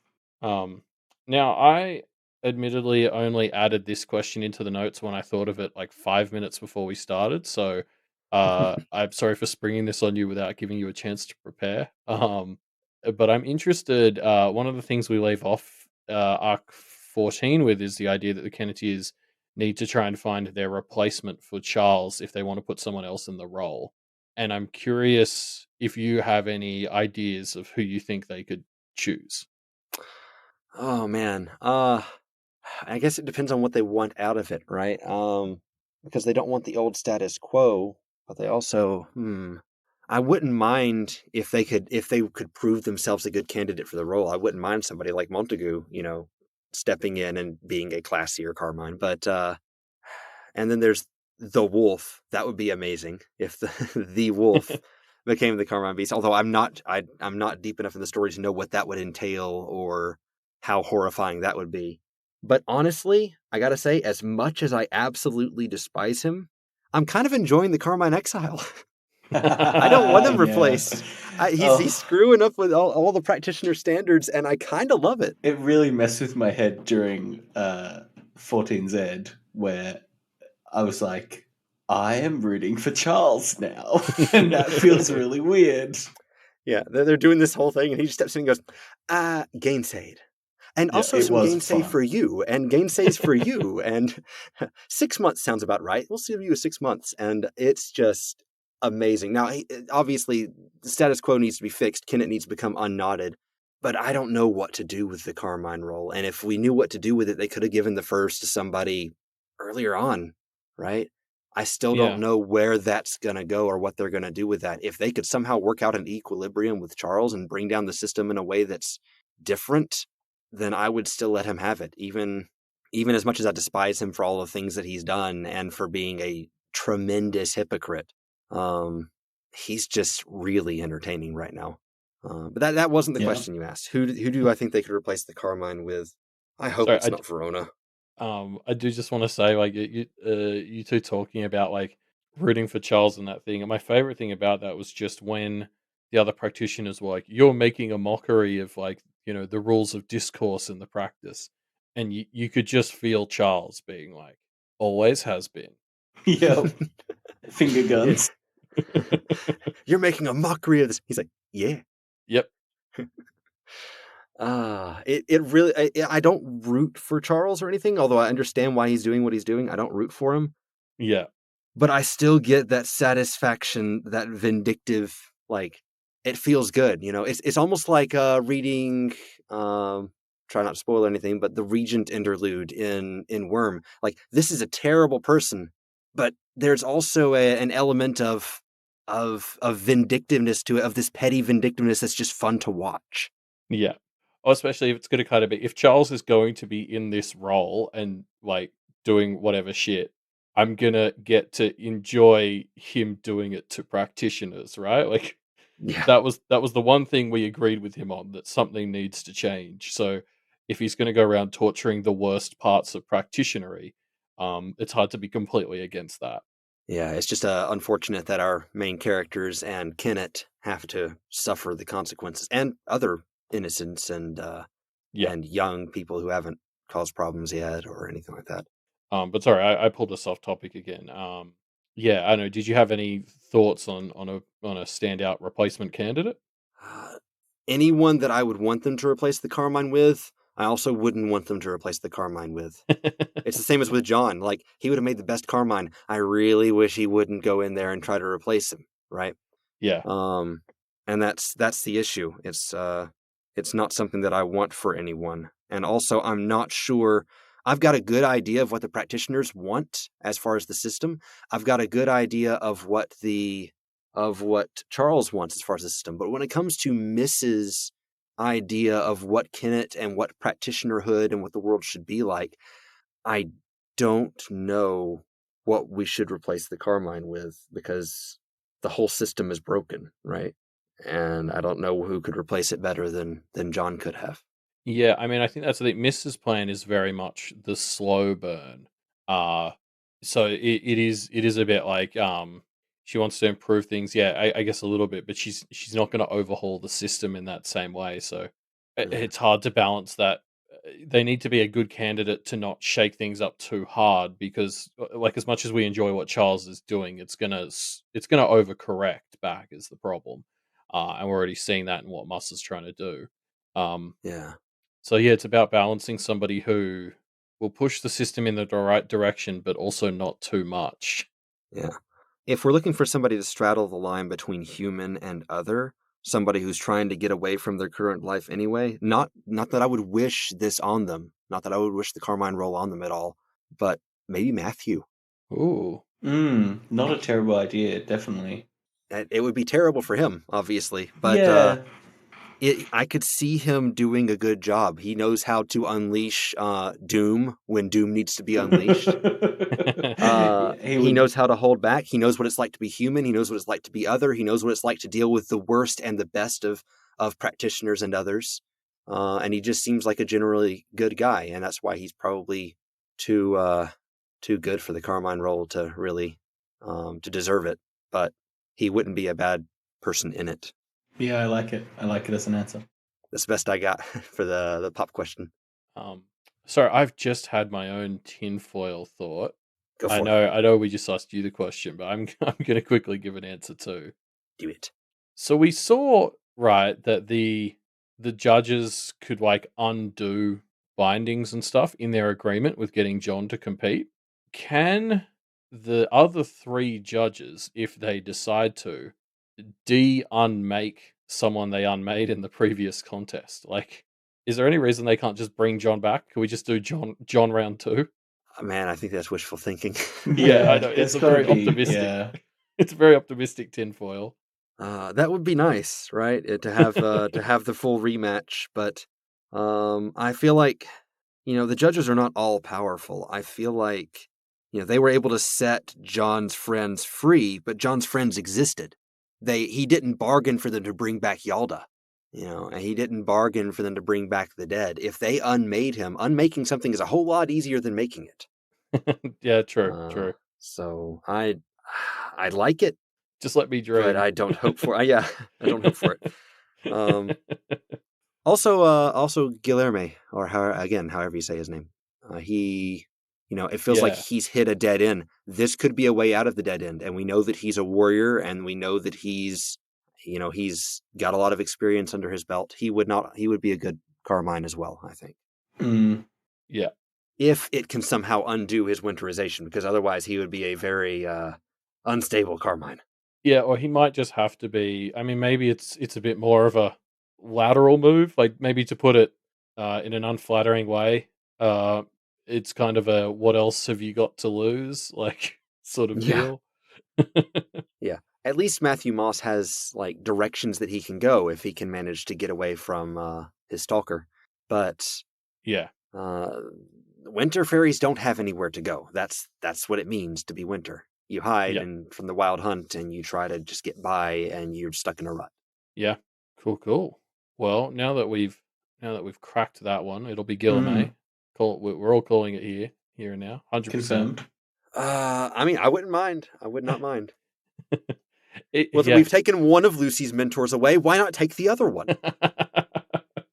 That Ah, is yeah. maybe the most compelling piece of evidence that it's going to be Guilherme. Yeah. Oh no. Yeah. Sorry. I was gonna say another thought, but it's actually inspired by something from Arc 15, so I will save it for our Arc 15 episode. Yeah, And I have not read that yet. I yes, didn't want to accidentally spoil anything in this thing because I didn't know yes, how it was going to go. So yeah. I'll save it for that then because I don't want to spoil anything for you. So I guess moving on to the next little section that we do in all these, let's quickly run through the definition of Fallout and talk about all the ways Wildbow is using this term to reflect on the arc. So obviously, just to quickly go through the old dictionary definition, Fallout is to basically argue with someone or like stop being friendly with them, like if friends fall out. Also, like if a tooth or hair, this was actually in the dictionary. It said if a tooth or your hair falls out, it becomes loose and separates from your mouth or head. Which Gosh. you can't just use the term in the definition dictionary.com. And then obviously, there's the fallout in terms of like radiation, like radioactive fallout. Although that's only one word. And then the last one, a group of soldiers can fall out of formation. Yeah, so that's sort of there's like four sort of definitions to falling out. yeah, and then of course, if we drop the out, we have fall, which is the season now. So we just had Yes. summer break, which had a lot of definitions, I'm sure. Now we have fall out. So Yeah. fall. Obviously, the other big one is we are dealing with the fallout of summer break. Like, I think surely everybody listening to this had already put that one together. Yeah, the fallout of what happened, the aftermath in a way. Yeah. Yeah. There's also been, in the literal definition you were talking about, there's been a falling out between the friends that's started, an arc and a half ago, but it has fully fallen out that to the point where Lucy and Verona they're speaking to each other, but they're not really speaking to each other. And Yeah. one of the friends has gone over to parts unknown, and you really feel that absence, that fallout between the friends. Yeah, well, because I think in Arc 13 they were obviously having their big fight, and I suppose you could call that the falling out. But there was almost this constant pressure of the fact they couldn't let that come between them because they had to focus on the deadline of the Carmine contest. So they didn't really let themselves properly deal with the consequences of it. And so we are dealing with the fallout of the falling out in this arc more concretely, where now they've taken that step back and Verona has the space to just piss off from Lucy for a bit, and Lucy has to figure out how to cope with that. Yeah. Yeah. A lot of the influence of the Carmine after Charles I, his influence is spreading like this fallout, like this radiation to the BHI, all the way to Thunder Bay, to Musser's group, to Kennet, down into the Undercity. And goodness, the Undercity, like if you play a Fallout video game or any video game about a post-apocalypse where everyone's, dog eat dog, every man for themselves, twisted aberrations and things like that. I could see that. I could see that comparison there. Yeah. Yeah, I really like that one. Now, the falling out of the soldiers out of formation or moving out of a line, we've got a lot of people, I guess, dispersing out to do what they need to do, right? Musser's crew is falling out of formation and going from place to place and setting up their lordships. We've got the war dogs who are in formation with John and fighting with him, and now they've kind of fallen out and gone this way and that, and some are with Lucy and doing their own thing, or chaperoning near where Verona is, or going off to sort of build themselves up into more complete people to move them around. And of course, you could apply that to the Kenneteers as well. They were in line with each other before, and now they are moving about. Yeah. Interestingly, after you sort of wrote that down, I quickly went and double checked to the sort of more military definition. And the thing that's different about falling out as opposed to like being fully dismissed is the idea that if soldiers fall out of formation, there's kind of an understanding that they will need to fall in again soon. So it's kind of like go do your own thing, but don't go far because we'll need you back very soon. Whereas dismissed is kind of like, you know, fully rest up, take it easy. Um, so I really like the connection to the Kenneteers there as a kind of, or Kennet as a whole. Like that was what 14.6, what Lucy's was about. It was kind of like, look, we're falling out of attack formation right now. We don't need to be fighting this right this instant. It's about getting prepared so that we can fight when we're ready again. Yeah, I like that definition. It makes me feel better. Because I do want to see them fall back in. I want to see the war dogs come back and join the Kenneteers, and I want the Kenneteers to come back and get back in formation with all of the things that they've set up and learned in time and become a unified front to help fix Kennet and move things forward. I don't know what the end game looks like at this point. Like, what are they going to be trying to do? Just fix Kennet or full on remove Charles or what? But once they've got that goal and fall back in together, I have hope that they'll do that. Yeah, same. Um, okay. Anything else we want to touch on regarding the story as a whole, or Arc 14? Well, there is one thing we need to touch on that you guys probably have already, just a little bit. Janine versus Nora. I did wonder if we should chuck in like a shipping wars question. Janine versus Nora is a Janine good versus one. Nora versus, I guess, Liberty? Yeah. Yeah.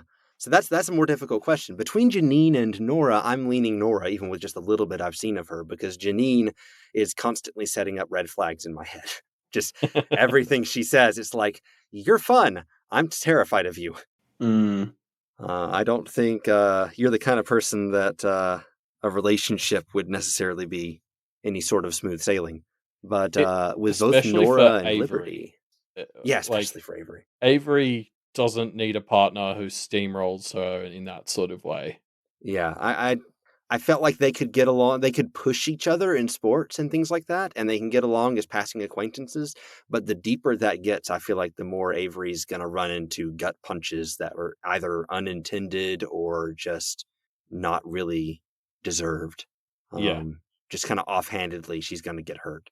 Whereas Nora, we don't know much about her, but there's something promising there because Avery's been drawn out of her shell by her two friends back in Kennet. I think it's time she returns the favor. Yeah, I think it's worth asking though whether that's a recipe for a healthy relationship, if that makes sense. I'm the furthest thing from an expert on this topic. But I could see the read of like taking someone who's in a bad place that you used to be and helping them like doing that thing of helping Nora find her confidence and bring her out of her shell kind of maybe sets up like a weird dynamic for a romantic relationship there where you're kind of trying to turn her into you a bit. I don't know. Like that may not be how it shapes out. That'd just be something to be careful of, I suppose. Yeah, now that you've said that, I've had a relationship like that, and it was not great. So, yeah, that is a very good point that I had not thought of. I guess I'm going to have to go back to shipping Liberty again. See, but I mean, Liberty has dancing goblins, so it was no contest in the first place. It's like I went through the same thing with Janine. Janine is a personality type I have fallen for in the past, And so reading the first Avery chapter where Janine was a real presence, I was like, oh, Janine's great. And then Avery pointed out all the red flags, and it was a bit like, oh yes, I've missed all of these red flags in real life before too. It was very real feeling. Yeah. Yeah, it's very authentic. That's some of the great stuff about Wildbow's writing, huh? Yeah. These feel like characters. But So yeah, I'll go back to Shipping Liberty then. what about you, Ruben? Where do you land? I think I'm probably on the Liberty train. Yeah, that's what I feel like. Liberty is the perfect in between of Nora and Janine. Yeah, I think someone else pointed out in one of our Discord channels, and I'm sorry to whoever this was because I can't remember who you were, so I can't give you the credit. But somebody else also pointed out Avery is notoriously just fucking dreadful at keeping secrets. So, like partnering with somebody who is already awake has benefits for her because her deception skills Yeah, true. aren't the greatest. I will say also, as far as the power balance, right? You need, as I mentioned repeatedly, I'm married. I have a little bit of experience with this. You need to be with someone who respects you and who you can respect in turn.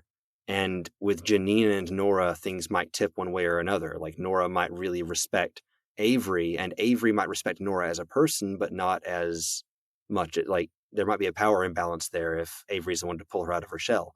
The opposite goes for with Janine. Janine does not feel like she respects much of anything necessarily. That's the problem. And I feel like Avery and Liberty, there is an age imbalance, there is an experience imbalance, but not as much as you might would think. And they do have a respect for each other. And while it may not be a perfect relationship to ship, out of all of the practitioner relationships I've seen, it ranks at near the top. True. So I will not let that stop me. Yep, I like it. Especially if we get more Snowdrop Goblin dance-offs out of it. Yeah, the synergy between Liberty's kids and Avery's kid is the highlight of the relationship. Yeah, comparing them as moms really makes me, I like that a lot. Cool. Well, I guess usually we sort of ended these episodes by asking people to predict who done it. That doesn't work anymore. No, that seems a little bit silly. So we're kind of sticking. I think we asked this of I'm easily impressed and lapsed classicist last arc as well. Just like what do you think the end game for the story is now? Oh goodness. I mean, the general prediction is just we go full Persona. The people are taken apart, and I've only played Persona 5, but the friends are taken apart, and a god has come into the picture, but they managed to come back together, and with the power of justice and familiars and friendship, they come together and they take down the god. It's a little more complicated in Pale because you got to replace the god, right? You got to replace the Carmine if you do take him down. I have no idea where the story is going. I feel like I feel like it was a lot easier to ask that question before Arc 13. Yeah. It's a mean question because I don't think anybody really feels like they have a super concrete idea of what the story looks like from here. Yeah, but just character development wise, I can look at it and I can say, I believe prediction number one, Avery will get a girlfriend. I predict this. You can hold me to it. Lucy will stand up to Charles in a way that fits her style. You know, she was almost goaded into shooting him before, and she couldn't do it because it wasn't her. She's going to find some way to stand up to him and do something that gets in the way of what he's doing. And Verona will find a way to express herself, a balance. Her mask will maybe not heal, but will find a new way to express herself that is helpfully her. And that may involve her becoming an other, as long as she has some way of keeping the good parts of humanity. That's where each of those stories, those developments, I feel like they're going. And if you put those all together, again, as I said earlier, I really hope Verona does not become the Carmine. I'm terrified of that. Out of anything else, I'm terrified of that. And that's about all I've got. It's a more difficult question now than it's ever been, I think. Yeah. No, I like that answer. I think That's a good one. I would be very surprised if you didn't say anything correct there, especially the Avery getting a girlfriend one. I do think that that's an accurate prediction. It better be. She needs one. She deserves it. um, but yeah, so I think the only thing we have left now is to go back to Pact. So before we do that, we'll quickly do our outro so we can shuffle all the people who haven't read Pact out of here. And speaking of, if you haven't read Pact, I mean, I know a great way that you can experience it, which is by listening to the Pact audiobook. But yeah, thank you for joining us, Speedchuck. Yeah, it was great to have you on. I absolutely loved hearing all your voices for Pale characters. So Yeah. it's if anybody needed any more reason to go and re-listen to Pact, finding out the voices that you've done for all our favorite characters is definitely it. Oh, thank you so much for having me. And yeah, with Pact, I guess I had a lot more time to settle into the voices for the character. I'm really gonna miss being Blake, right? I'm just, I really felt everything from his point of view through the story. So if you, it starts off a little rough, but if you're interested in looking into the Pact Audiobook Project podcast, I'm sure you can find it on wherever you get your podcasts. And once you get into it, man, Pact is a ride. If Pale is an entire just amusement park, a beautiful playground of this world and of these characters and everything put together, then Pact is a really intense wooden roller coaster. It's a bit rough around the edges, but it is going to take you places. And I really just like love that. it. Yeah, I will definitely say having listened to most of the Pact audiobook at this point, I I've had a number of moments where I break into feeling like I'm listening to Pact again, just hearing your voice. It's so iconically Blake. Yeah, I In do my a head. little bit of a thing with Blake in my voice where I'm much more, a little Oh god. ever since like the third or fourth arc, I feel like the weight of the world's on my shoulders and I've just been through so much crap that I'm just so sick of this. And This is creepy. yeah, it's just that's what Pact ends up being. My natural voice has a little more southern twang to it, maybe, and is a little more upbeat, A little happier. a little less soul crushing. But I do love Blake and the other characters and just everything about Pact, and I highly recommend it. Yes, I will also say to maybe selfishly plug ourselves a little bit. There is now also a combo feed that is like Deep Impact and the Pact audiobook. So it kind of goes, chapter of the audiobook, then our episode on that chapter, blah blah. So that's also a great way if you haven't experienced the story to also hear Ruben and I carry on about it in between. True. So yeah, you can search the Pact audiobook on your podcatcher of choice, or for more of you, Speedchuck, people can go to kyleadamsbooks.com. That has some info about the Pact audiobook, but also your other non-Wabo related works. Yeah, I mentioned that I've been inspired to write by Wildbow. My first book was actually about a necromancer, and the reason that I wrote that book is because I wanted somebody who could scout out and control things because I thought Taylor's power set in Worm was so interesting, but I didn't have insects, I had zombies, right? And I thought that that would be a really cool book to write, and that was my first book, and it just led me into a bunch of other things. I would not compare my writing to Wildbow's, as you can tell from the way that I've gushed about it. But if you are interested in mostly urban fantasy style stuff, my books are fairly cheap on Kindle or whatever, and you'll find them on Kyle Adams Books, as well as some samples of other narrations that I've started doing. And if you're interested, I do have some professional audiobooks to my name. The most Awesome. recent one is called She Dreams in Blood. It is a sequel to a book called Blackstone Heart, which was a, what is it, SPFBO finalist. I forget what, Goodreads does some kind of science fiction fantasy book contest, and it did really well. So highly recommend checking that out as well. Yeah, that sounds awesome. I'm definitely gonna go check those out. But yeah, so if you like, this show, Packed audiobook, any of these sorts of things, the place to sort of get more audio Wildbow content can be doofmedia.com. We've got Ward, Deep Impact, Pale in comparison if you want to talk about Pale and Pact. So yeah, check it out. Yeah. Um, And if you want to support this show, why not head to doofmedia.com. You can check out all the other great shows on the Doof Media Network. And you can also find a link to the Doof Patreon. You can become a patron and get access to all kinds of bonus content, bonus shows, bonus stuff, all kinds of cool bonuses. And don't forget to stop by Wildbow's Patreon.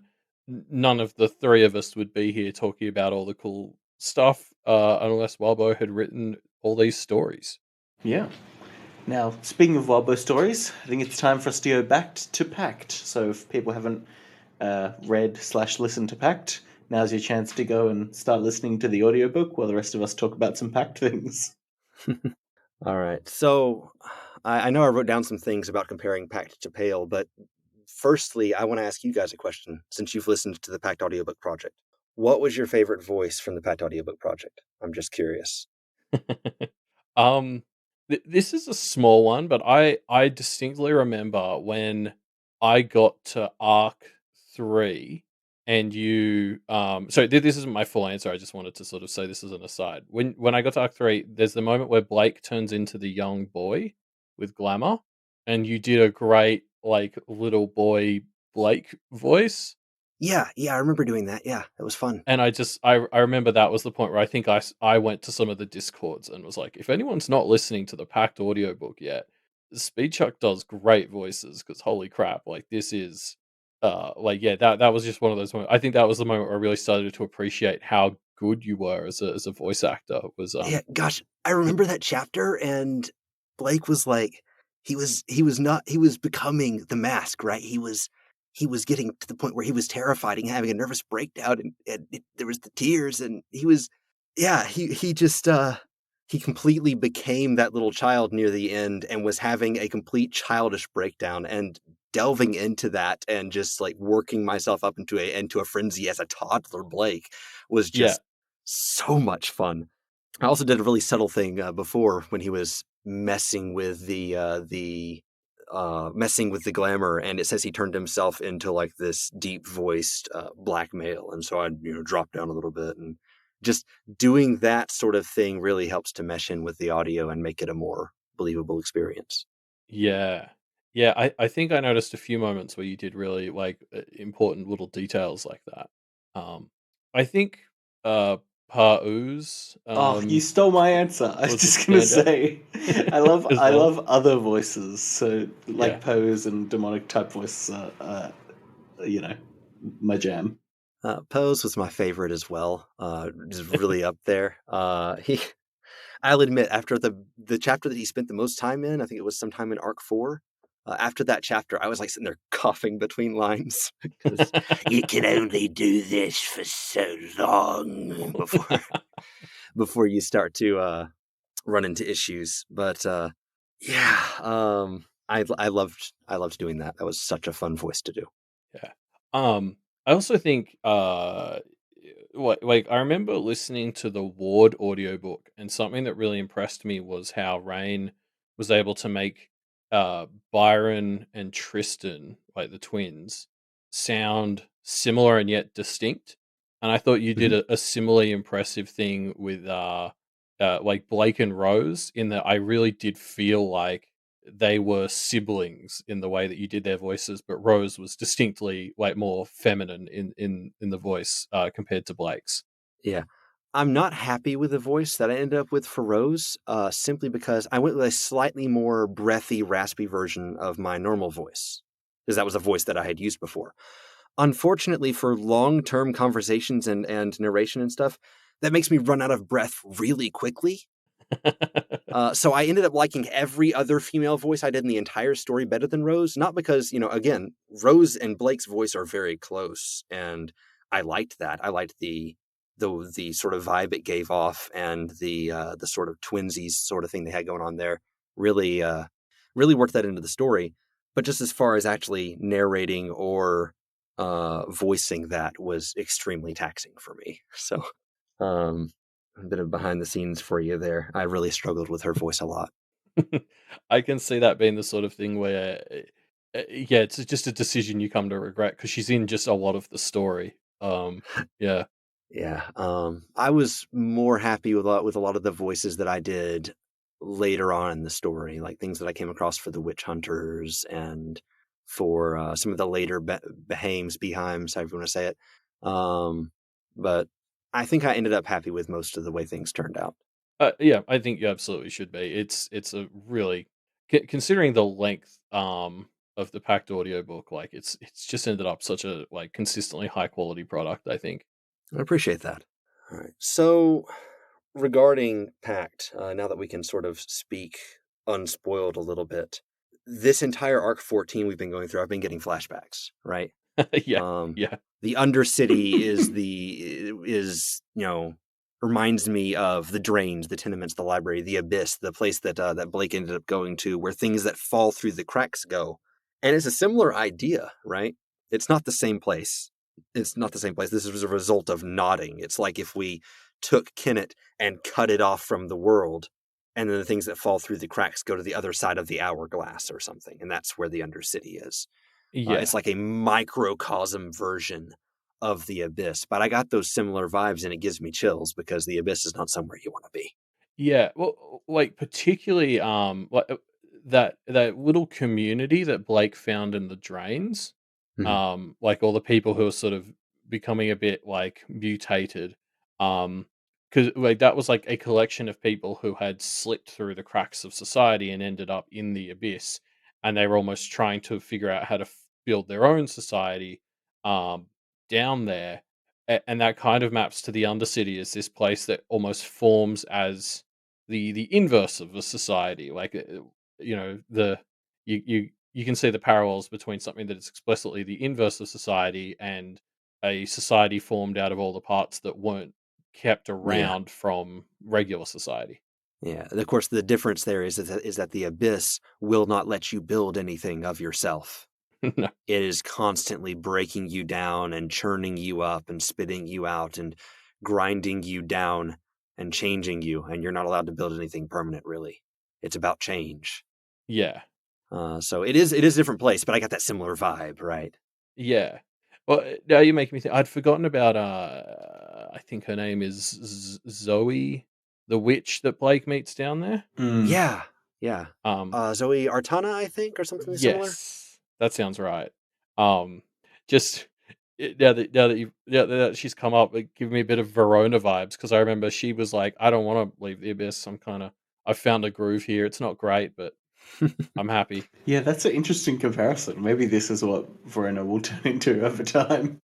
Again, I really hope not. Yeah, I don't see that for Verona, but I think it's like a concept she might float around for a bit.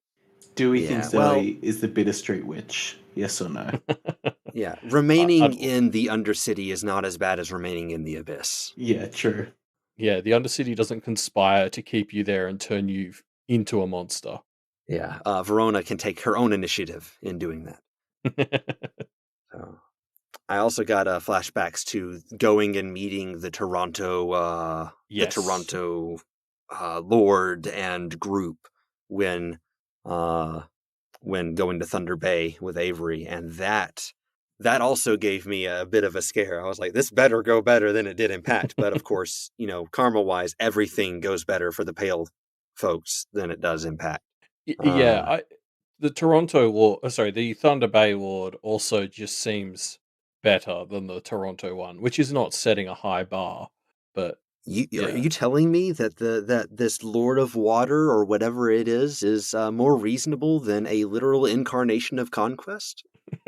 I mean, so far, to be fair, like the Thunder Bay Elemental could turn out to be an absolute asshat.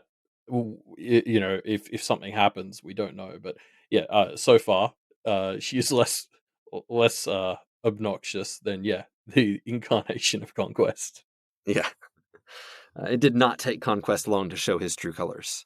I think he had them flying on a flag somewhere in his in his tower. Doesn't he have 2 chained indigenous people on the first meeting with Blake?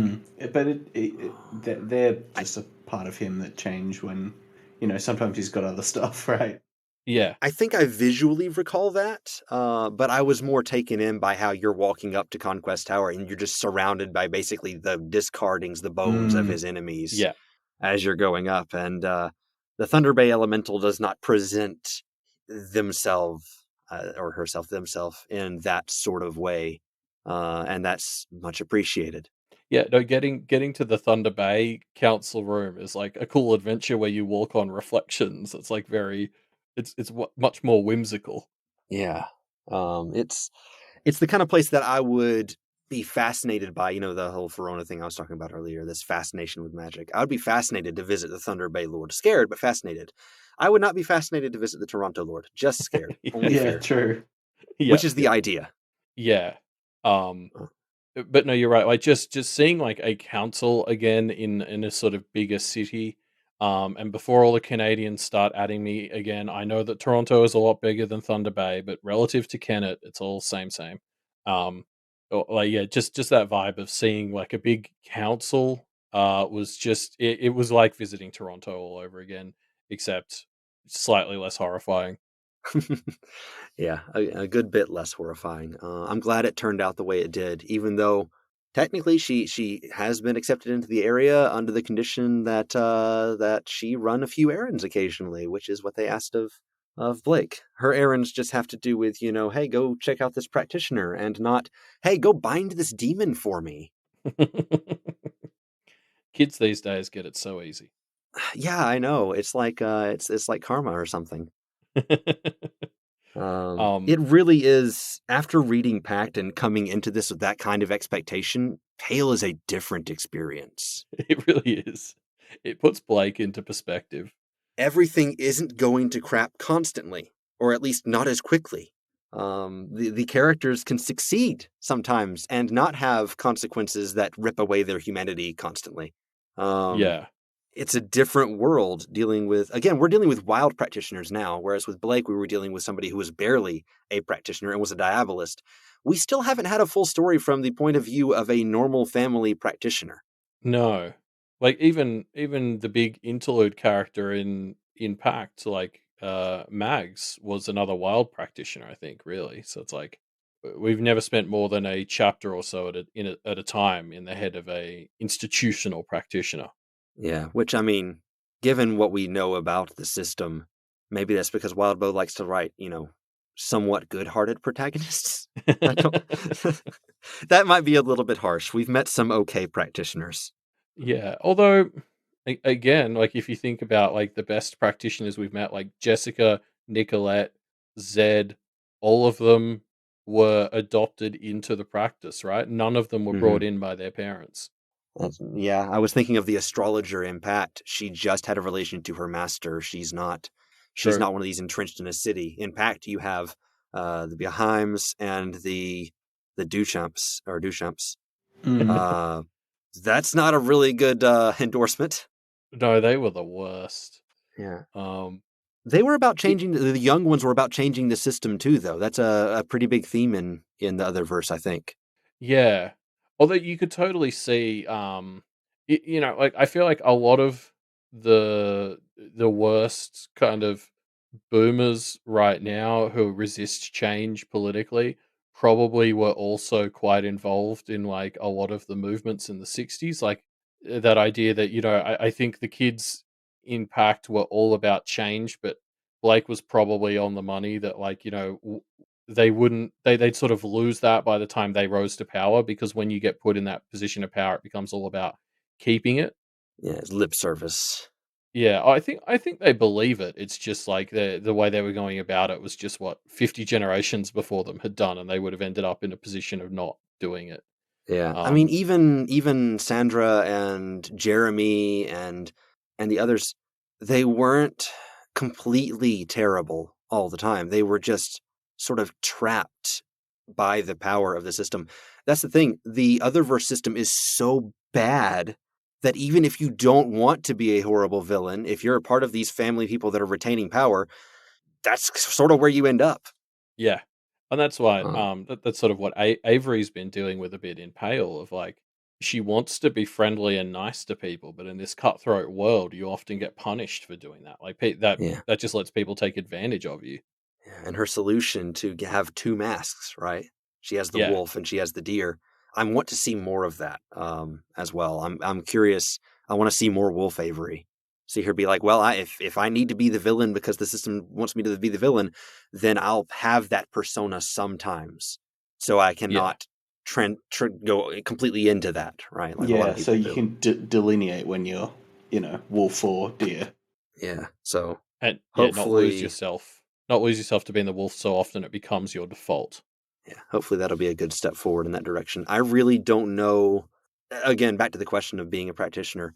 Given what I've seen in Pact and Pale, I'm really not sure what you could do to be a morally good practitioner in this world. I don't know. I don't know how you would do that. I mean, Mrs. solution with the Kenneteers kind of feels like the best one. I mean, it's an obvious one. It's good. So It's great. They lost. yeah, exactly. Good point. So yeah, I mean, I hope that they can pull it out into an eventual win, but karma doesn't correlate with being good, right? It correlates with being right, and that's not the same thing. No, I mean, and that was a big thing in Arc 13, right? Is Verona Mhm. wanted to consider crossing some lines, and Lucy wanted to have none of it, and then they lost, and now I think even Lucy's sitting here going, okay, well, shit, well, yeah, do you have to do that sometimes?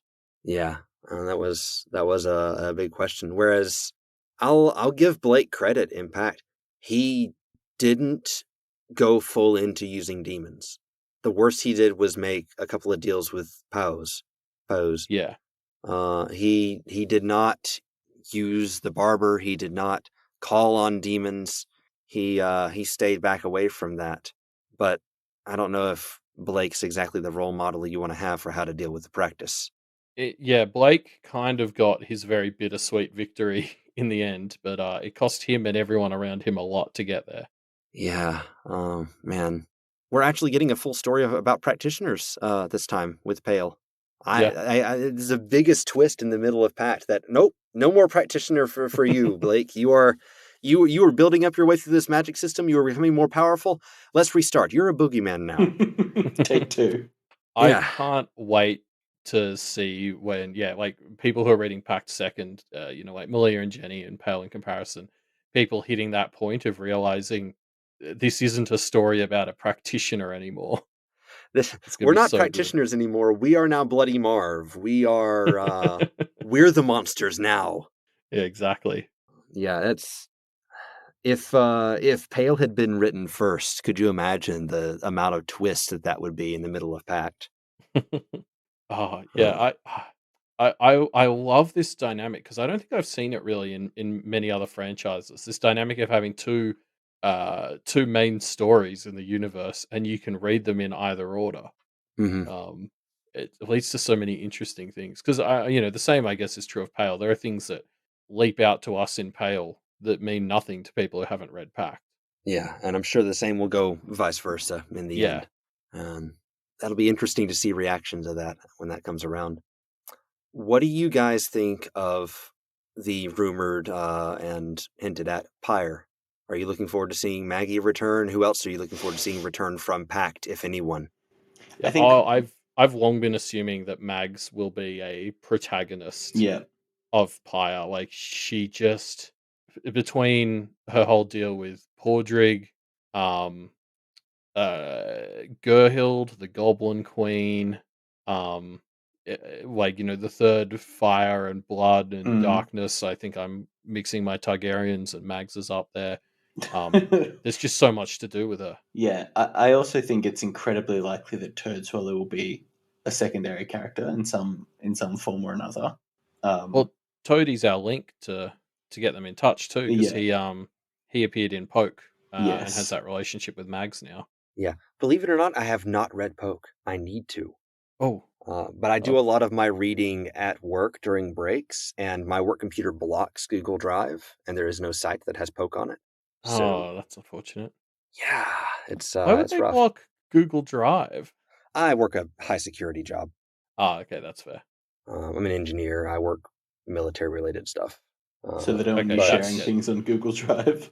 yeah, that yeah, makes there's sense. no sharing things on Google Drive, no access to email. But can you access a WordPress site? Yes. So I'll go in the morning on my Mondays and Wednesdays. I'll sit there, half awake, shift hasn't started yet, sip my tea, and read a chapter of Pact or Pale. Sorry, read a chapter of Pale. And that's how I start my day off a couple of days a week, and it's nice. But I haven't read Poke yet, and I really need to. I'm hoping we see more of Roxy, assuming that she is or Roxanne.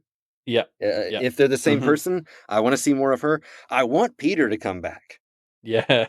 and be the best blackguard in existence. Peter is the arsehole I hate to love. I don't even hate to love him. I just love him so much. He was one of my favorite voices in Pact once I got around to him, because he is just such a dick He is all the wonderful. time. I loved him ever since chapter 1, when he was talking about whether he devoured half of his sister in the womb. He's like, "Did I get your brains? Because that's stupid." I'm like, "You beautiful person. I hate you and I love you." He's got that real goblin energy. Yeah, he has goblin energy, and he comes back as sort of the blackguard of the final arcs, and he gets to just mouth off to demons and angels and demonologists, and it's wonderful. He's a Yeah. highlight of the end of Pact. I mean, I like that sort of thing. Pact was like quite light in the epilogue department, which I think made sense Mhm. for Pact. But yeah, if we're getting Pyre, like, can we just get that quick little detail on where Rose is at? Like, um, Yeah. I would love to what's see Rose Alistair come back doing? as a full scourge. Yeah, Rose is a Yeah, scourge. Alistair, I know we're not going to see any probably not going to see any nods to Blake. He's left the world, which more power to him. But the rest of them, I'd like to see where they're going. I'd like to see where the ones from Pale and Poker are. yeah, I'm going to miss Evan, though. yeah. I mean, like an Evan and Snowdrop scene would be so nice. It would. You asked if what my best pick for familiar from Pale would be. I think you know what it would be if it was from Pact. Green eyes. Yeah, Evan as a familiar. I feel like he's already there, right? 'Cause Yeah. I've spent hundreds of hours with him around, talking to me, with me talking to myself. But yeah, he's great, and he's a highlight of Pact just as much as Snowdrop is a highlight of Pale. Yeah. I mean, something that fascinates me, and I plan to pick Wildbow's brain about at some point in the future, if I can. Um, he's gone on the record as saying both Evan and Snowdrop weren't in his original like ideas for the series. Like Evan was someone he added into Pact, sort of, when he came up, and I think the same is true for Snowdrop. I'm just fascinated by this, like, when do you know like that these guys are such winners, because they clearly both are, but it's crazy to think that there was a version of Pact without Evan, or there's a version of Pale without Snowdrop. I can't. The stories just don't feel like they would have as much heart without those two Yeah, characters. And I can see it. They're not integral to the character arcs. Snowdrop, I guess, and Evan, like, they tie into it. It's not like he just slapdash added them. He tied them in really well. But I could see yeah, him doing the character arcs without them. There just wouldn't be as much heart to it, I feel. Like, yeah, yeah. they add so much to the story. And also, Pact without Evan is just so downheartening. Like, I don't want to. It's some people struggle with getting through Pact because there is a lot of getting pushed down in it. And when you have Evan there being all like, "I'm the best bird. I'm dead. I'm a ghost. This is great. Magic is cool." You've got that connection to, magic is still cool, even if it is terrible and ruining everyone's lives. Yeah. Oh, I'd never forget, after arcs and arcs of build up, he got made into a giant firebird. Like, Ah, the Phoenix. That was Finally so made good. it. And yeah, that was one of the voices I had so much fun doing as well, because it details his voice growing deep, and he's like, "Yes!" and he's going out there and doing it, and his voice gradually goes back to normal over the next several chapters, and that was fun. Also, just voicing the sheer joy of him finally becoming a firebird. He wanted to be a bird of blood and pestilence and all that kind of stuff. And it's somebody, I forget who, was it Maggie? Maybe no, fake I think Maggie? it's Ty. Ty? Oh yeah, it was Ty. Yeah, Ty back in Toronto says, it'd be even better, a phoenix, a firebird. And Evan's like, yes. And Blake's like, no, Ty, why? Yeah, Yeah. Why would you do this? Yeah, that's Oh the only man, reason I remember that moment is because it's because of Blake's reaction of like, "Oh, this is a thing now." it's like stop encouraging him. But yeah, man, I need to re-listen to my own Pact audiobook project and just experience it without putting myself through doing the actual voicing. I need to read Pact again for like the fourth time. But anything else about Pact you guys are interested in bringing up, seeing my point of view on? I'd be interested in hearing your thoughts on how the two stories like compare. I guess like obviously we've talked about some of like the pacing and how Blake had like a rougher time, but like I guess in terms of what they're saying about, you know, society or the universe of the otherverse or whatever. Yeah, it's hard to completely say because Pale's message isn't complete yet, right? Sure. Blake's story, Pact in general is hopeful. It's like it personally. It's about somebody who will not quit, regardless. Just will never ever quit fighting, even when every reason to fight has been taken away, when every hope has been taken away, when you're facing something that it's just this inevitable practical heat death of the universe. And Blake looks at it and says, fuck that. Just and keeps fighting. And this idea that humanity is worth something and can stand up and can create something and can reverse things, and that there's hope in all of this mess is a good part of the message of Pact. Blake and is kind of exemplified, I feel like, in Blake talking to the abyss near the end of the story and being like, show me you're not about destruction. You're from humans. You're from us. Show us you're about change, about give and take. And it's kind of a hopeful story in the end in that way. It's a bright light in the darkness. It's about fighting back against the doom that comes on us all. Whereas and getting past the human element, I guess, getting past all those petty squabbles between humans to fight against what's really important.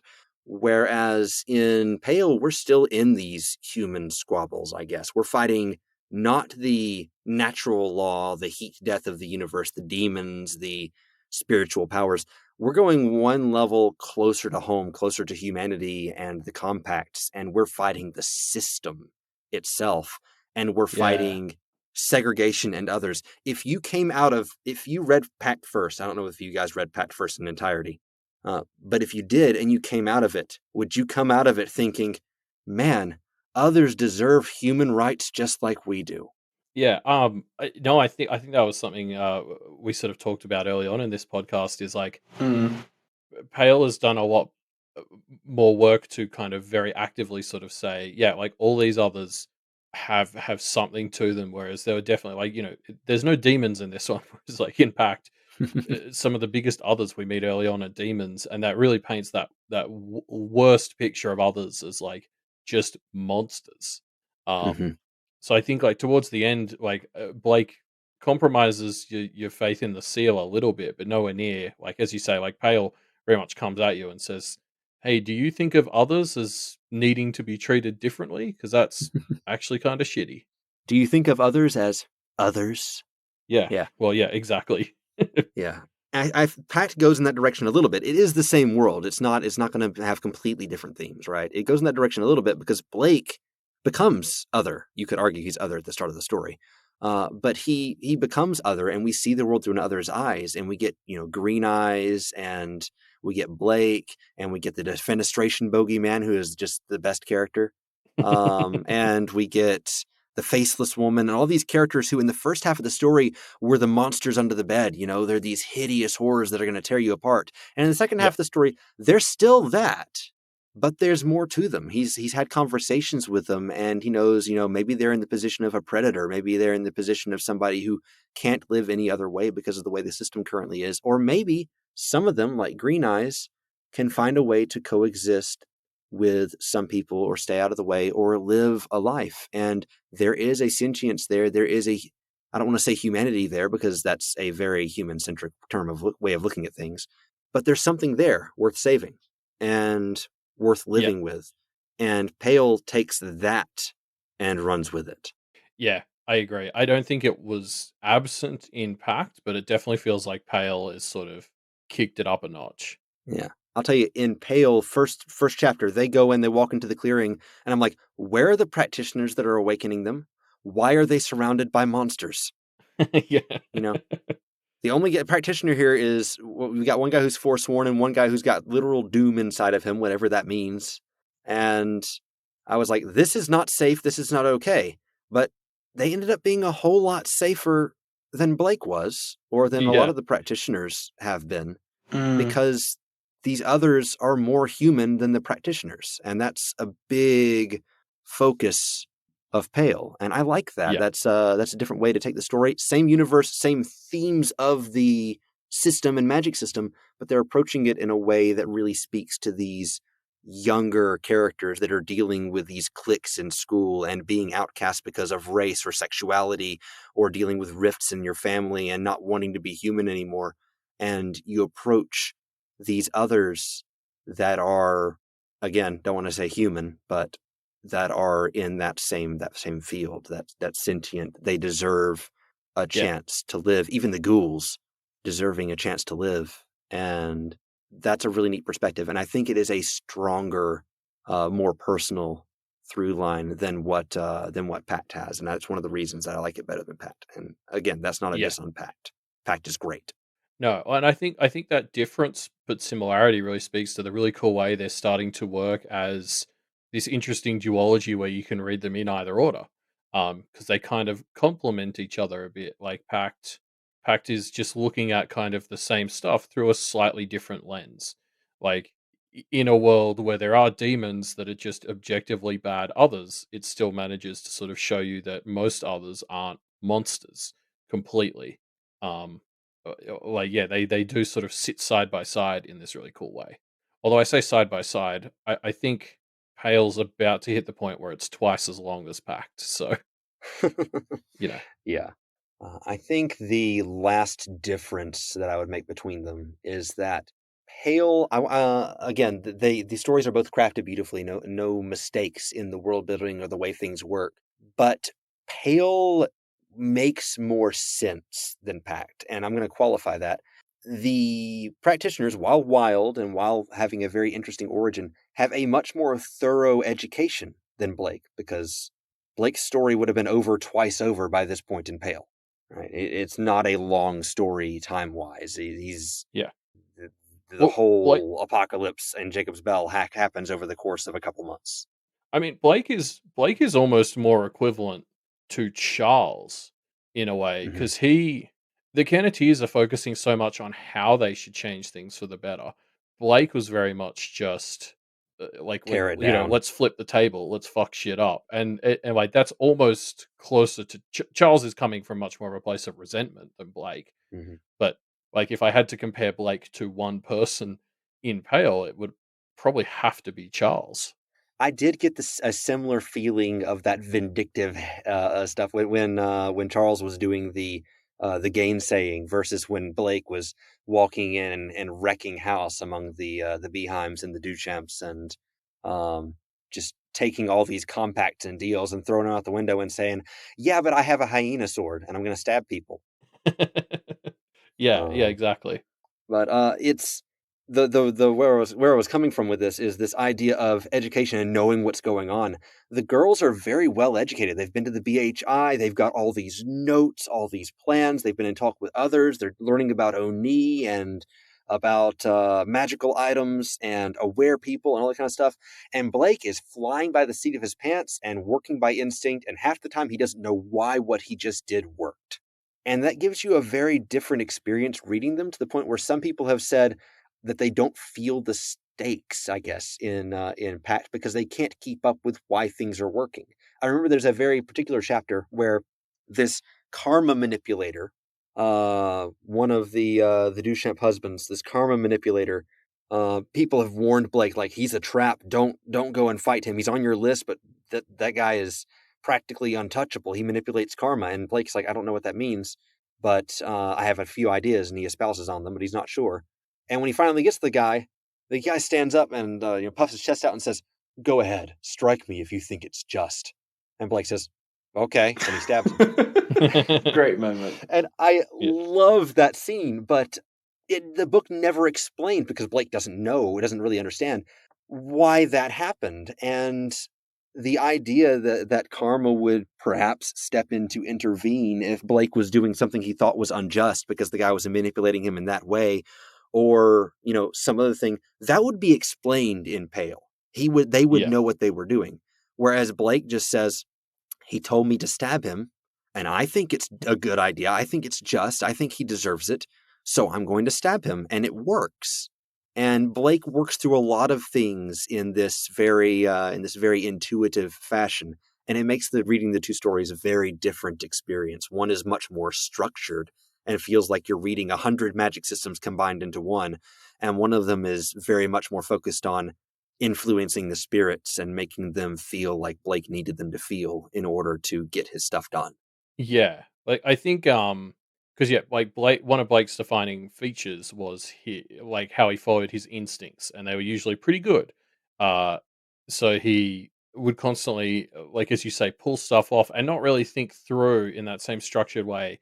I will be able to stab this guy because my own consistent karma and challenging karma, like blah blah blah. Whereas like that is sort of much more how the Kenneteers would approach it. Um, Mm-hmm. I mean, like for us, that's definitely been a big difference on our end doing podcasts, sort of analyzing things after the fact, because like Pact almost invited you to try and analyze things after the fact because it didn't spell them out in the same way. So you sort of had to be like, oh, okay, here's what we know about this world. Maybe this is why that worked the way it Yeah. did. Whereas, Pale, I've much more felt like I'm just flying by the seat of my pants trying to keep up with everything it's telling me. Absolutely. And it does leave you with Pale a little more, with both stories, I guess you can more freely speculate on what will happen. Whereas in Pact, there's also that added what just happened if you're not Yeah. paying close attention. Yeah, You exactly. get the facts, but you don't get the magic behind it as much as you do in Pale. And it makes a very different story. I'm not sure one's necessarily inherently better than the other, but I think some people are probably having a much easier time following Pale than they were Yeah. Pact for that reason. Yeah, like Pact worked great for if you're doing a deep dive, because it's inviting you to try and analyze what just happened deeper. Whereas I understand people not wanting to do that if that's not how you've signed up to engage with the story. Yeah. That said, what that means is that if you've read Pale, then Pact will be a lot easier to understand and enjoy afterward. So, again, a note to people listening to this podcast: if you've decided, I don't care about Pact, let me hear all of the spoilers, and you've gotten this far, go read Pact. you've read 13 arcs of Pale. You're going to understand what's going on, probably. Yeah. Yeah, 100%. It's about half as long as what you've already read in Pale. Yep. It's a breeze. Yeah, that's the main differences between the stories that I would look at, and they're both great stories, both very different. I do like Pale better than Pact because because we get more information and there's more involvement in the system and there's more others, and it draws, like I said earlier, that triangle down to a point. Everything is so well enmeshed and so engaging the entire way through, and I love everybody in it. But Pact is a pretty close second. Yep, I completely agree. Well, that feels like a pretty good place for us to wrap up, I suppose. Sounds good. Thank you again so much for having me. No, it was great to have you on. So I guess, as always, we don't really have an outro when we do these back-to-packs, so the end.